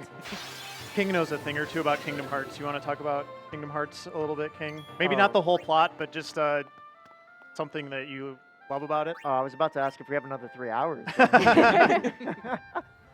No, it's a fantastic series. The combination mix of having that Final Fantasy Disney crossover that you never thought in a million years would ever come to be, just happening is insane. The main reason why I ended up getting that game was because my parents saw that Jack Skellington from Nightmare Before Christmas was on the cover. That was the only reason why I got that game. My parents had no idea what the heck they just put in front of me, and I've been a fan ever since. That's awesome. So I hope Final Fantasy comes back to Kingdom Hearts 4. Yeah. And you probably see Auron in the Kingdom Hearts 2 run tomorrow, because as we know, Auron is a Disney princess and somehow made it into that game. He's my princess. Yeah. I want him to sing a Disney princess song in that dulcet voice of his. And then he takes a swig like after every chorus. So the real question is, and this is the bully panda just a little bit, do we get more news from Final Fantasy VII Remake Part 3 or Kingdom Hearts 4 first? You're just trying to break my heart. When do we get the big crossover between Final Fantasy Kingdom Hearts and Grand Theft Auto? Oh Oh boy. no. Oh no. The crossover that should have never have been. I run, speaking of fan service games, I also run Super Mario RPG. I had these two wonderful hosts on my couch for that last year. I personally just want to see Super Mario Final Fantasy Kingdom Hearts RPG. I think we should make that happen. It is the ultimate final form of the JRPG. As long as every level up has a sick dance for us all to do, because that was the most exercise I'd gotten all year. And one good song from Chrono Trigger. Yes. By the way, 4 more donos or 4 more corn dogs added to the total. Anonymous donates $20 to upgrade to Super Hard on Dr. Mario 64, saying, "Too easy. We gotta up it." I agree. Time is ticking. You can read some more of those if you have more than just the one too. We are waiting for those to come in, but I want to okay. remind folks, we're less than an hour away, probably closer to like 30 minutes at this point. Yeah. We're a little under $600 off of upgrading to Super Hard, so please get those donations in. Now is the prime time to have them read. There's no one ahead of you. Absolutely. And you are donating to an amazing charity, Lost and Found Youth out of Atlanta here. If you want to learn more about them, lnfy.org. Or if you're just really into corn dogs. Both are completely legitimate. Someone's going to have to tell me where I can find a corn dog in the con now. Literally We'll every find one time for you. the word corn dog is mentioned, I get hungrier. So just make me suffer, chat. So speaking of puzzle games, Syl is playing Tetris now. So every pedestal that we push in, except this first one, there's a certain tile we gotta step on. It reveals a bunch of Tetris pieces that we need to discover on the map. If we were to tap one incorrectly, it would reset the whole puzzle. Luckily for me, though, I have the answer key in front of me because I do not have it memorized yet. But I just enjoy the fun little piano sounds as I'm going. But we get to do this 4 times before we're allowed to go see the next boss. So again, it's not one of the most difficult puzzles. It's just odd and a little bit of time consuming. But the party currently is thinking we're getting another anon at the end of this.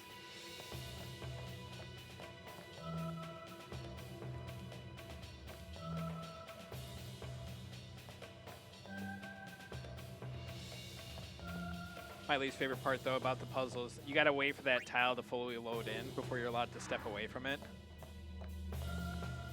It's like, please. I'm on a PC, it should load so much faster.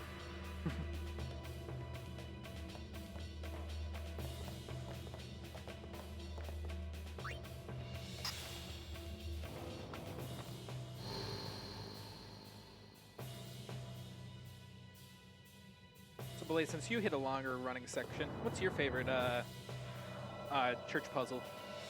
I really like the Moonflow one, Mushroom. Jose Temple. That one's got like 3 names for some reason. I don't know why. It's like it's one name on the map, and then it's like they talk about it differently. And then the zone is also different. So yeah, but mine is Jose with the lightning one. What about you, Panda?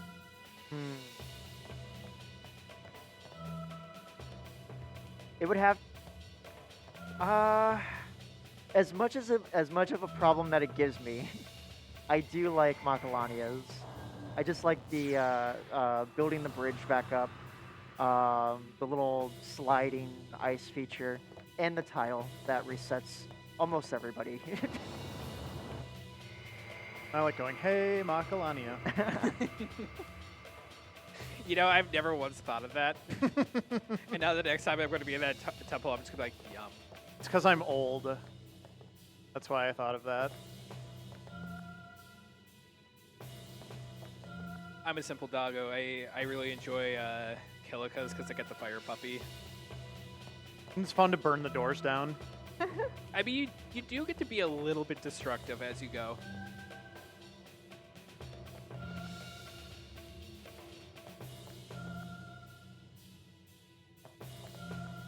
So I hope I didn't start any arguments in chat for who likes what one. Oh, I hope you did. We need to start more arguments in chat, really. What else is there to do at this point? Fight! Point Bahamut at things and start arguments in chat. Put through your donations. Whoever donates the most is the objectively correct answer. That's how money works, right? Yes. It is today.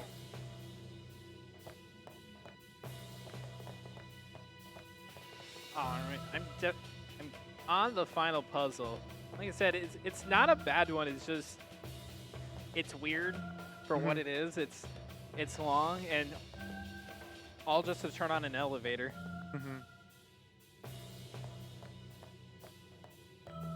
Boy, the way this run has gone for me, I kind of feel like Titus returning to Xanarkand at this point. We're just gonna leave him here.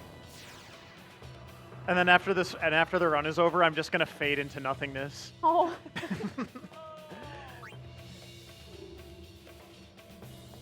Then you'll miss all the cool runs tomorrow.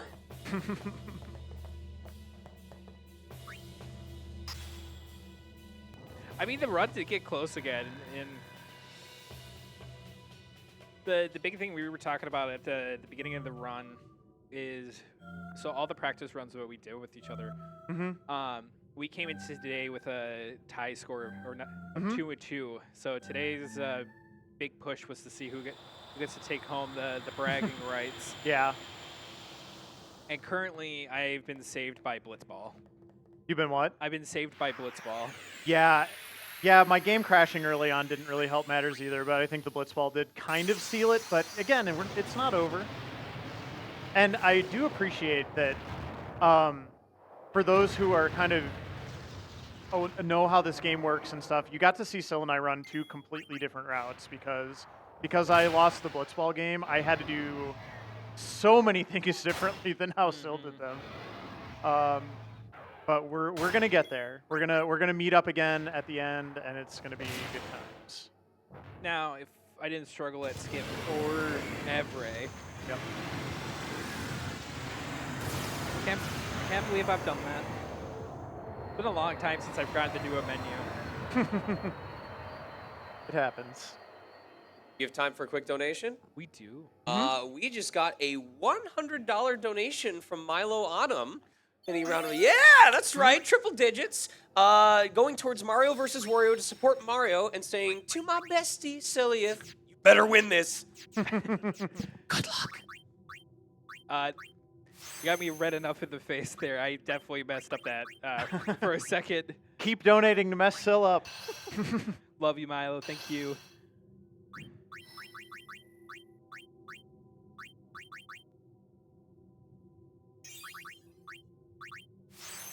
I should counter tease him. He is definitely the mama of our group, so happy early Mother's Day to him.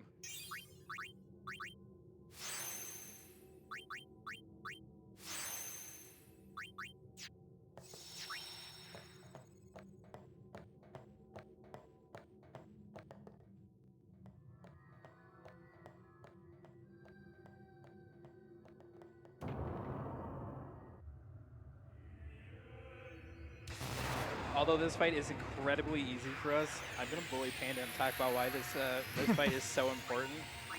Because there's one certain thing that we're looking for.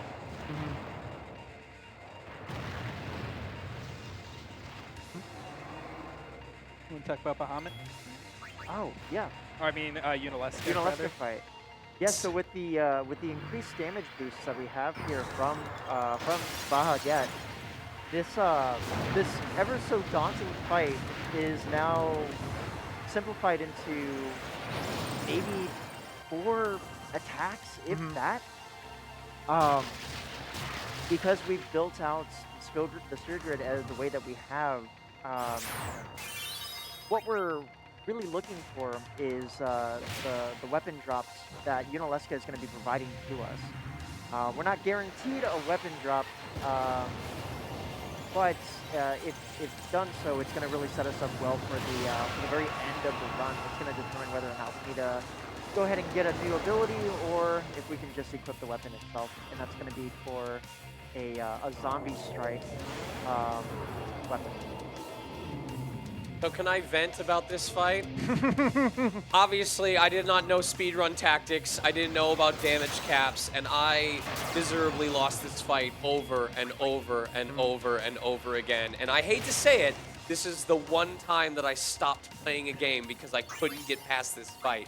And like 15 years later, I saw the first run of this game, and that's when I discovered how close to the end of the game that I was.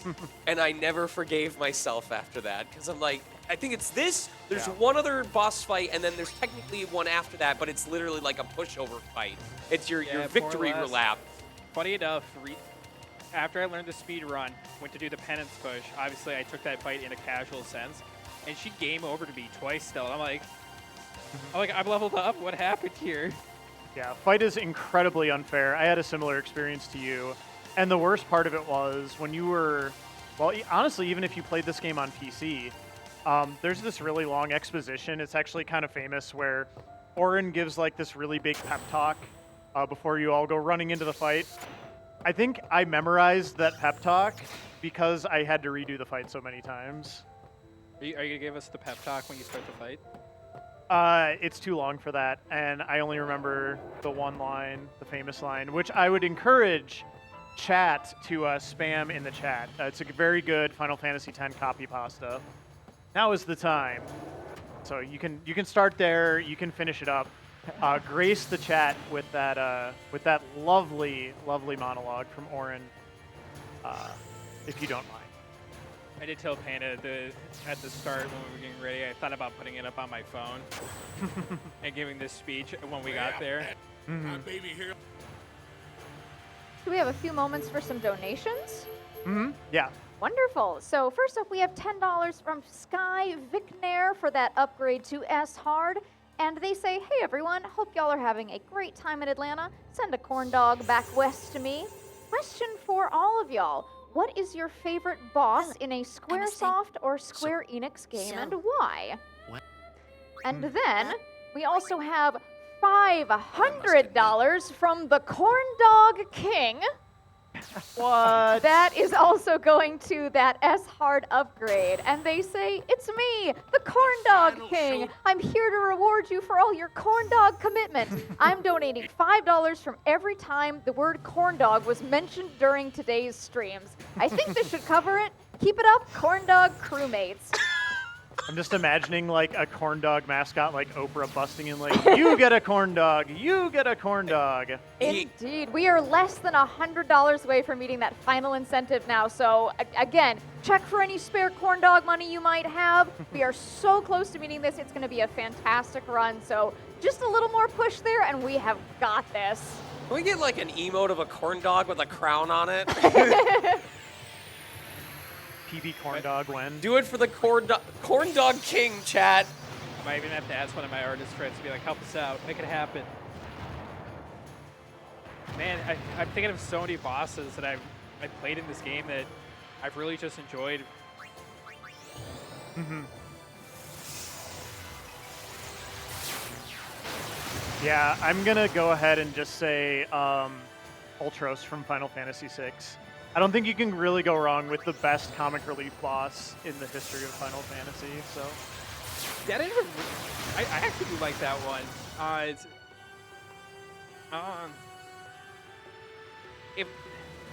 If I could cheat a little bit, the first one that came to my mind was actually the Nobles in Final Fantasy IX, where it's the play fight. mm-hmm. So That's instead a good, of it being like an actual boss fight, it's more of a rhythmic mini game. And if you impress the queen, you get 10,000 kills. So what better way? Mm-hmm.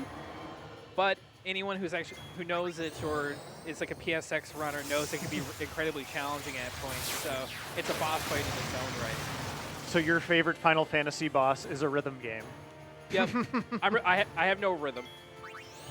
Yeah, I can relate to that. King, how about you? Oh goodness. I really love the last Seymour fight that we have to do. It's the music for it is just amazing. I just adore it so much. Now is that pre or post speedrun? Folks, we are nearing the end of this run. We are less than $75 away from meeting that Dr. Mario Super Hard incentive. Got a $5 donation from JD Puppy saying, let's see that S Hard upgrade. I mean, S kind of looks like a 5, so why not get a $5 donation train to see the 5 hard upgrade for Dr. Mario 64? Let's do it. Plus, that's even more corn dogs, which is all I can think about We right got now. the dog, now we just need the corn.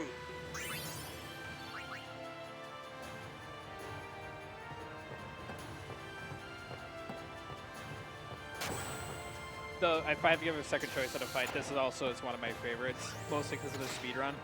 So in a moment here, I get to fight what's called Overdrive Sin. I know why you like this. And the fight ends with me giving Sin a slight boop with Bahaget. Mm-hmm. And who doesn't appreciate a good boop around here?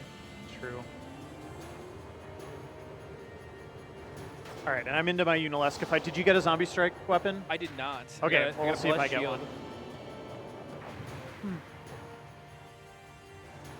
Brad, I should ask King. I told him his one and only job today was to make sure to write down my weapon.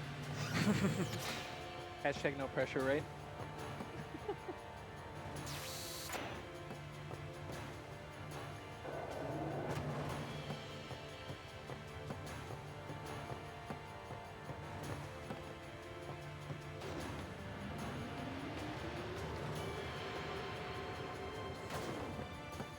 I hope you get a zombie strike weapon, and if you get a zombie strike weapon, I want you to get Lulu's. Get which one? Lulu's. Oh, that would be fun. Yeah, I hope so too. Would love that. Just Although my for the beat. Lulu's Moogle did get to attack earlier in my run when Lulu got confused. So we do have one Moogle attack on record. Plushie attack. Yeah. She's got the best one. Any run that doesn't PB, she's my favorite ending in that fight. Yep. Folks, just a reminder as well, in addition to that S-Hard incentive, we do have Mario versus Wario, and while Mario is taking a bit of a lead at the moment, we can't always have Mario win. I'm honestly a little bit sick of it, and we have a WarioWare run upcoming, so I want to see a little more Wario. Perhaps one or both of us could give a Mario or Wario impression if you were to, I don't know, donate in their voice, let me know what we're thinking. I got it. Sorry, I got the Lulu No, zombie strike weapon that we were just talking about. That's actually See, hilarious. It was either Mario or Wario. It was one of them is on your side right now. The Wario quote is literally, I'm gonna win. There So you he go. has to Yes, win. he has to. All right, do we have any Lulu fans in the audience? Because, yeah, Lulu fans unite for that one. We love that. I'm so happy. I know, this is going to be great. It This is- has redeemed this run for everything horrible that has happened to me. But I hope you guys enjoyed your sin Live and let boobs. live. Did you get a good boop? I actually had to do 2 today. I did not get the one boop attempt. You didn't get a critical boop? I did not. It was Okay. just- it's sad, but I'll be right back. Sid deserves some love too.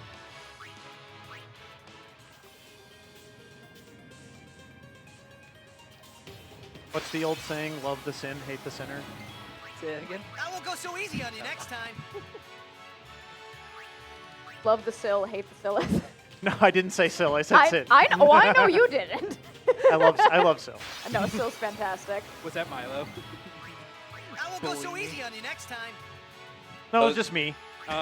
Those donations keep coming in. We've got $3.33 from that Windbliss saying, and this might be familiar to some people, now, this is it. Now is the time to choose. Die and be free of pain, or live and fight your sorrow. Now is the time to shape your stories. Your fate is in your hands. That's awesome. Yes. I love that speech. 10 out of 10 speech. I would run through a brick wall after hearing that speech. I remember the first time hearing that, getting like just the chills. I won't in go so Lauren's, easy on you like next time. scruffy voice. Yeah. Like, thanks, Dad. Is that from this game, or what's it from? It's from this game before you fight Unalesca, yeah. Oh, But unfortunately, the cutscene removed it. That's why we have Sean here. You're filling in. Thank you for that amazing donation to make Sean do I'll be that. right back. Yes, and we are almost at that 750 wrong goal way. for upgrading to S-Hard. I know we can do it. We are so close. We're currently at 690 out of 750. So again, if you want whatever you want us to say, really, within reason, throw that at us. You're donating towards an amazing charity. Check that out at lnfy.org, Lost and Found Youth, and come support us or make us say silly stuff. We love both. More bullying Syl in the donations. I was told there was going to be a lot of bullying Syl, and honestly, there really hasn't been. So I'm just going to say, like, I'm not upset. I'm just a little disappointed. You know, I was mentally prepared for it too, and I'm totally okay with it. Now is the time to bully Syl. Live and let live. You're going to beat me up later. No, me never. The I canine won't go wolf so is easy on you retired. next time.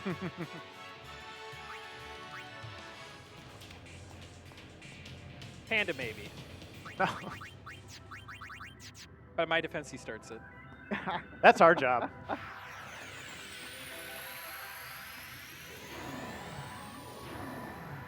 All right, and if it's not going to cut off such a climactic moment here, I do have a couple more donations if we have a second. Mm-hmm. Wonderful. We have $10 from Jet Mike, who says, S, because I was carefully persuaded to donate to you all. And then pushing us over that incentive goal, we have $70 from Mackie, who says, so proud of the French community for having put baguette in the game. Now I need to chip in and make Dr. Mario S Hard a reality. Keep on keeping on. I heard you guys start applying. Yeah, that's worth applause. Let's get a round of Yeah, applause. let's do Yeah. it. Thank So you we met so it? much. Yes, we have met that incentive. Awesome. Way to go. We went guys. from $75 to $750 raised for that incentive in less than an hour. I'm so proud of all of you. Look at our total. Now we're doing. Whoa, that's a lot of threes. Hey, let's go, guys. That's like 1/3 of a Final Fantasy critical. Just need to raise 6,666 in the next 10 minutes. $6 donation train. I'm in support of it. Listen, that's how Wario's going to That's- make his comeback. That's a corn I won't dog go with so the easy on extra you next cheese time. sauce on the side for dipping. Well, it's hard to believe we're here. We're at the finale. So I'll be right at back. this point in the game, there's really not much left in terms of the content. I just gonna run away from more fights. Titus is gonna taunt some more enemies that he knows he can't beat up, and then we get to play one more mini game. And Live and let live. to talk about it, like the best way to describe it is it sticks you with the worst camera angle ever, and then you're always running at it, and you have to dodge ice pikes while collecting eggs. Those eggs have rewards in them, like Easter. I'll be right back. And once you collect 10 of them, you can go. You finally have the permission to go fight the final boss. And it's a weird split because it's something that can go like really, really fast, or it can be detrimentally slow. Because the moment you connect with one of the spikes, you get pushed into I an won't go so encounter. easy on you next time. And when you come out of the encounter, the other spikes may no longer reload for you, and that's where it starts to turn into a bummer. May you have good egg. Egg, egg, Egg, egg, egg, egg, egg.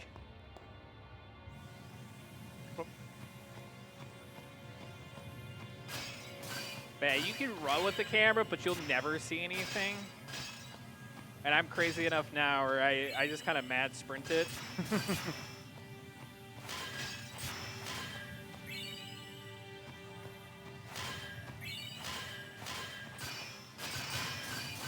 Ooh, that was lucky. Go away, Spike.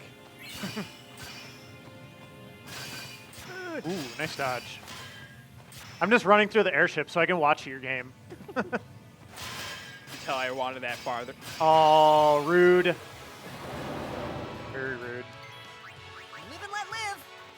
I'll admit, I was looking at the one too far to the right, and I wasn't even looking at my own pause there. It happens. There is a very tiny chance, but while you're in the screen to acknowledge your pickup, a spike can spawn underneath you too, and to me, that's like the worst one ever. Mm-hmm. Nice. So you got one encounter? I got one. That's pretty good. I would say that's fairly standard. Yeah, I would say so too. Yeah. And do I get the power boop? Power boop! Let's Power go. Sin needs love and a good boop once in Yeah. a while.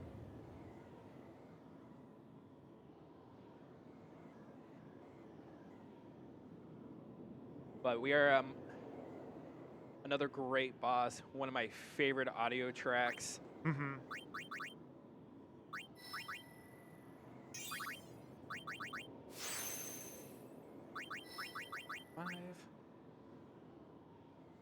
So this is it to where if you have made any mistakes over the course of your run, this is where you're going to know. And for a little while there, I was making a bunch of mistakes, and I was never getting this important skill called spare change. And so I joke all the time that I would be stuck doing bonk percent for the final bosses, and that was a very terrible thing, and I never liked it. I gotta find a speed sphere for No. That'll do.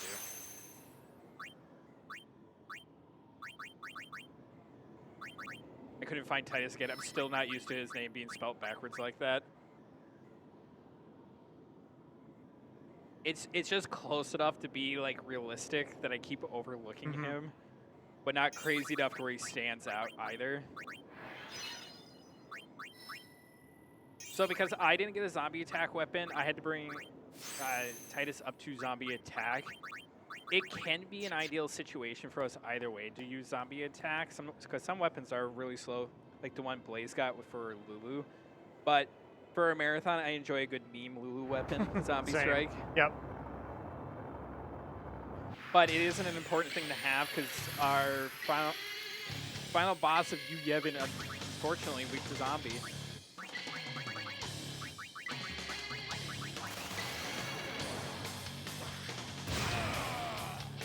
I can't help but rock out this song every time.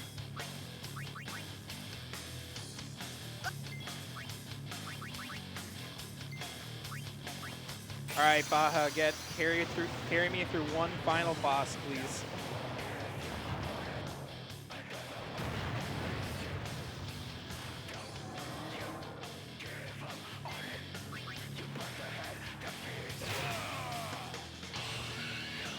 All right, we're gonna see if one speed point makes a difference. Should be fine.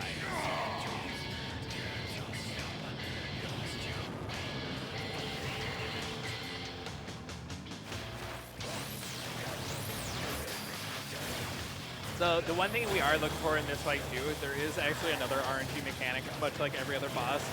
And what we all are looking for is him to use a skill called Jet Beam, or as we like to call it, the Beam Beam. Beam. It is arguably one of the fastest skills that he can use, and it saves you a significant amount of time. And if you have made a couple mistakes, sometimes you get bailed out by it. But unfortunately, I didn't get to see it today.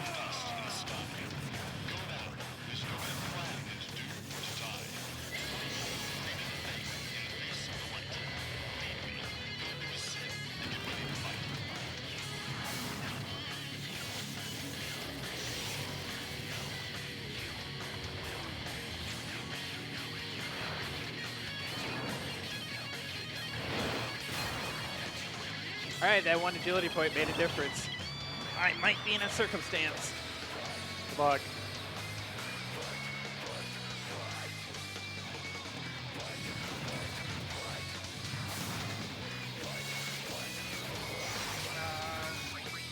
Send it back to the home screen real quick. All right, this gives Blaze his chance to catch up on me.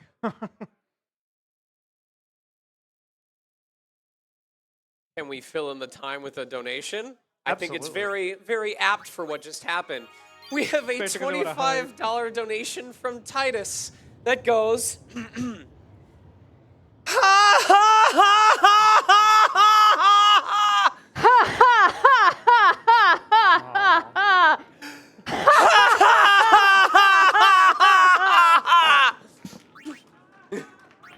Yeah, let's go, audience. You do it too. Let's go. All together. One.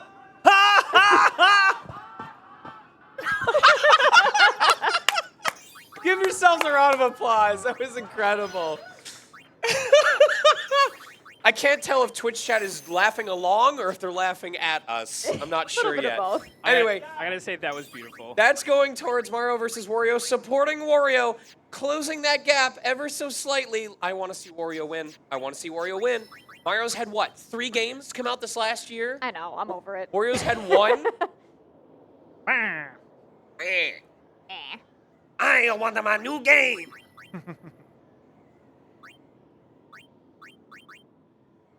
Wario would eat a corn dog. Wario would win a corn dog eating contest. Yes, he would. Mario would never. No. Never. I have an idea.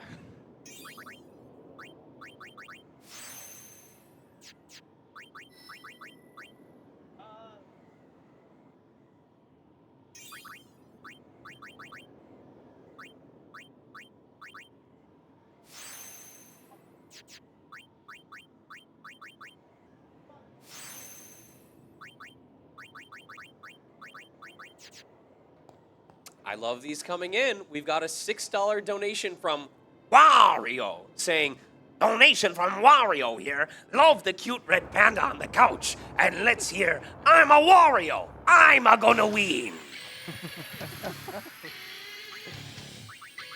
That was beautiful. Did you find your missing agility? So I had Kamari go learn his speed attribute of 4, Okay. and then I had Yuna attribute into that. Okay. So I think I have net 1 or 2 more. Okay.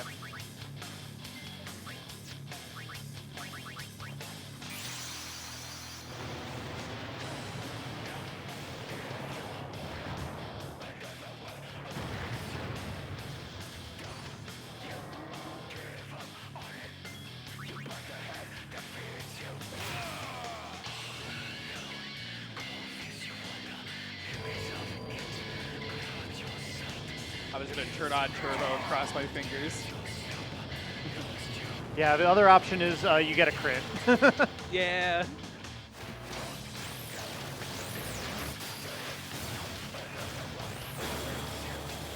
Where are you, last egg? No, I was so close to a perfect nucleus, and like the last egg never showed up. That's tragic. Where are? Oh, and then just to add insult to injury, I got ran the into the ghost invisible one. Yep.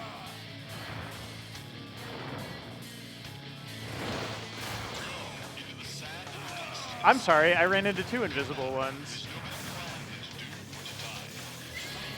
Unlucky. Yeah. Where? 3 invisible ones. What? This is Wario. Wario's doing this. This is Wario's fault. He's coming up from behind. He's Oh, gonna there it is. overtake. Okay. Like, where is this last egg? Come on, egg.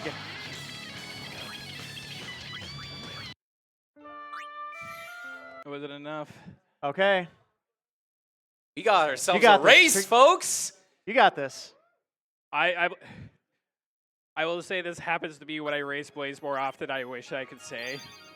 It's a very finicky speed run. If one little thing goes awry, it can have profound consequences. Syl, I So- trusted you. You gotta close it out.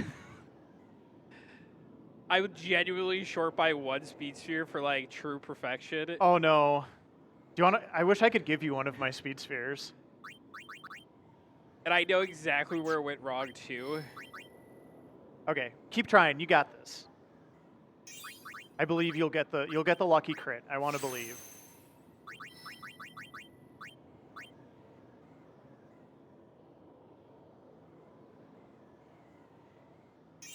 This is your chance, folks. Get in those last-minute donations. Let's see Wario take over. Zombie Strike Moogle equipped. All right, here I go.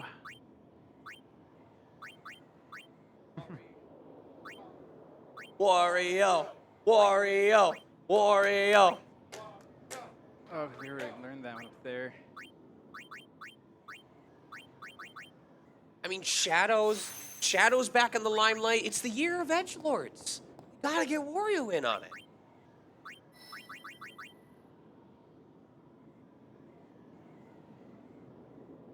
All right, it looks like I just have to hope for luck. There was no other attributes that I can go seek for that unit didn't already have.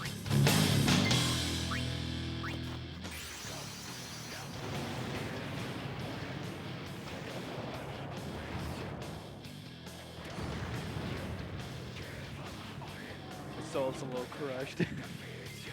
Like, how did I make that mistake all the way at the very end? Especially because it's always my famous last words too. Well, if you made any mistakes in the run, Yeah. I mean, it does happen. Like, this run is very temperamental that way, so it just comes with experience, I would say. And if anything, you know, being super conservative and extra careful. But you have to learn through experience too sometimes. So yeah. Well, if we end this fight in the same, you know, if you get it this time and I get it this time, this is gonna be a fun finish. So let's hope for that. I just view it as we got to listen to this theme 3 times instead of once. Yeah. I did Oh, it's not worth- get beam. I even did the marathon save strat too. I took an Desert. I took a couple extra grenade throws, but one of them I must not have gotten my dream amount of speed here since I thought I did. Okay.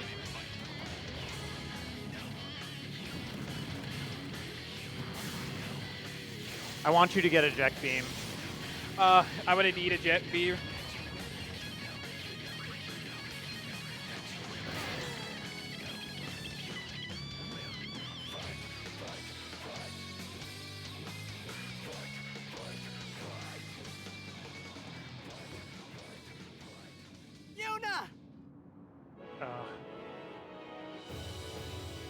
Or a dodge, maybe.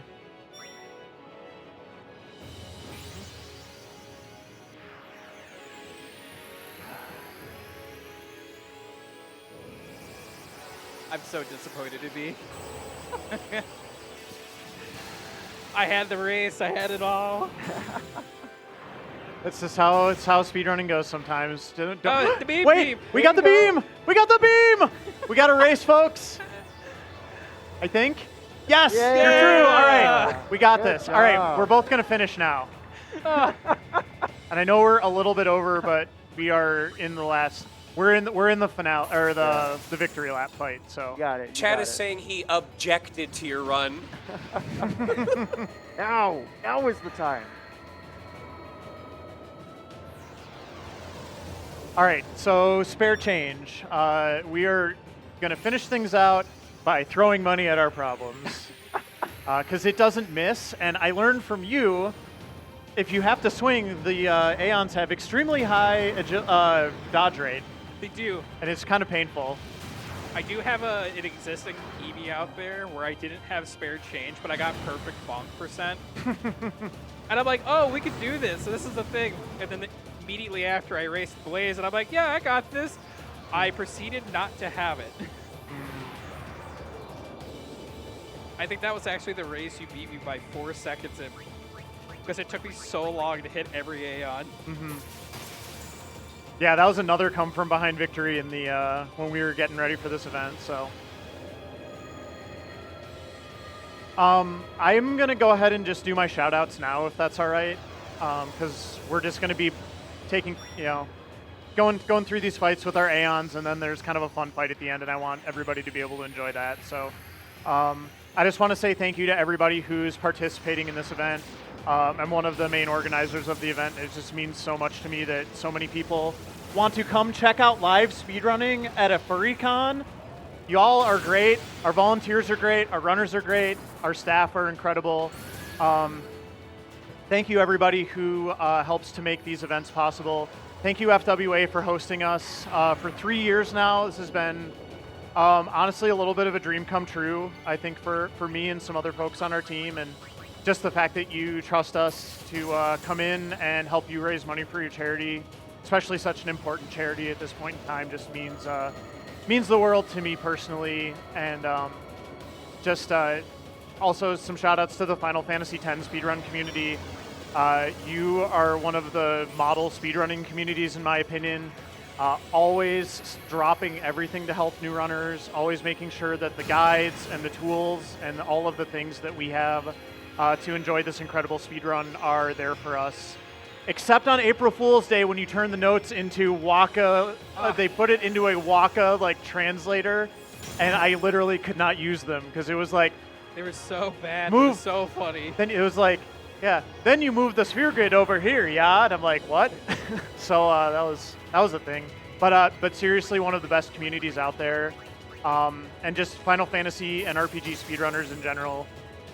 Getting to share the games that we love with people who don't always have time to play them themselves. So that's it for me. Syl, how about you? We talked about it a little bit already. I like to shout out Peaktown Rocks for encouraging me to do speed running, Easily 18 for helping me make a better runner, even though I fell short of this goal here today. Otherwise, I have an outstanding community that's really supported me to get here. Dragon Hunt 83's Brig One, Lazy Milo. I love you guys for helping me get here. Because of you guys, really supported me. I've met a lot of friends. Received a lot of great opportunities. Thanks to you guys, I met awesome friends like Blaze and Panda through the Final Fantasy Relay. And If you told me 5 years ago when I retired out medically that I was going to be running in GDQ here in a couple months, I would have called you a liar. So I'm super excited. I thank you, Team Fastest First, for having me here and inviting me to be a member of the team. And I gotta say it, I love the jersey. Yeah, they're pretty great. And King, how about you? Thanks for being here with us today. But what do you want to say? Anything? Just thank you guys for having me be here and being a part of this and getting the chance to watch both of you finally do this tiebreaker. Been nothing but encouraging me to even further improve my own speedrun experiences with Final Fantasy X. And it's just so awesome to be here. So thank you. And we just got a plushie for the win. Time is going to be coming up for me. I will call it in a second. It's when the camera changes. And time for me. Folks, if you want to celebrate that time, check the Twitch chat for maybe some new emotes that could have just dropped. The Corn Dog King! Oh my god. Yes! You all. It's real! I can't wait to get a corn dog and also see the new emote. Yeah, I know we went a little over time. Sorry, we had some technical problems. I lost at Blitzball. Final Fantasy X was Final Fantasy X, but I really hope this was still a wonderful showcase for everybody who loves this game and maybe has considered speedrunning a Final Fantasy game before. So you can do it in an evening after work. It's incredible. Only time for me in here in a couple seconds, and time. Yay! Yeah! Against all odds. I needed the meme beam, though. Oh my gosh. Well, this was so great. I just want to say thank you to everybody in the audience again. Thank you for coming. Thank you for supporting live speedrunning at FurryCons. We love doing this for you. I think we should go ahead and send it back up front so we can get moving on to the next run and get on to some more fantastic speedruns today. Thank you again. Thank you.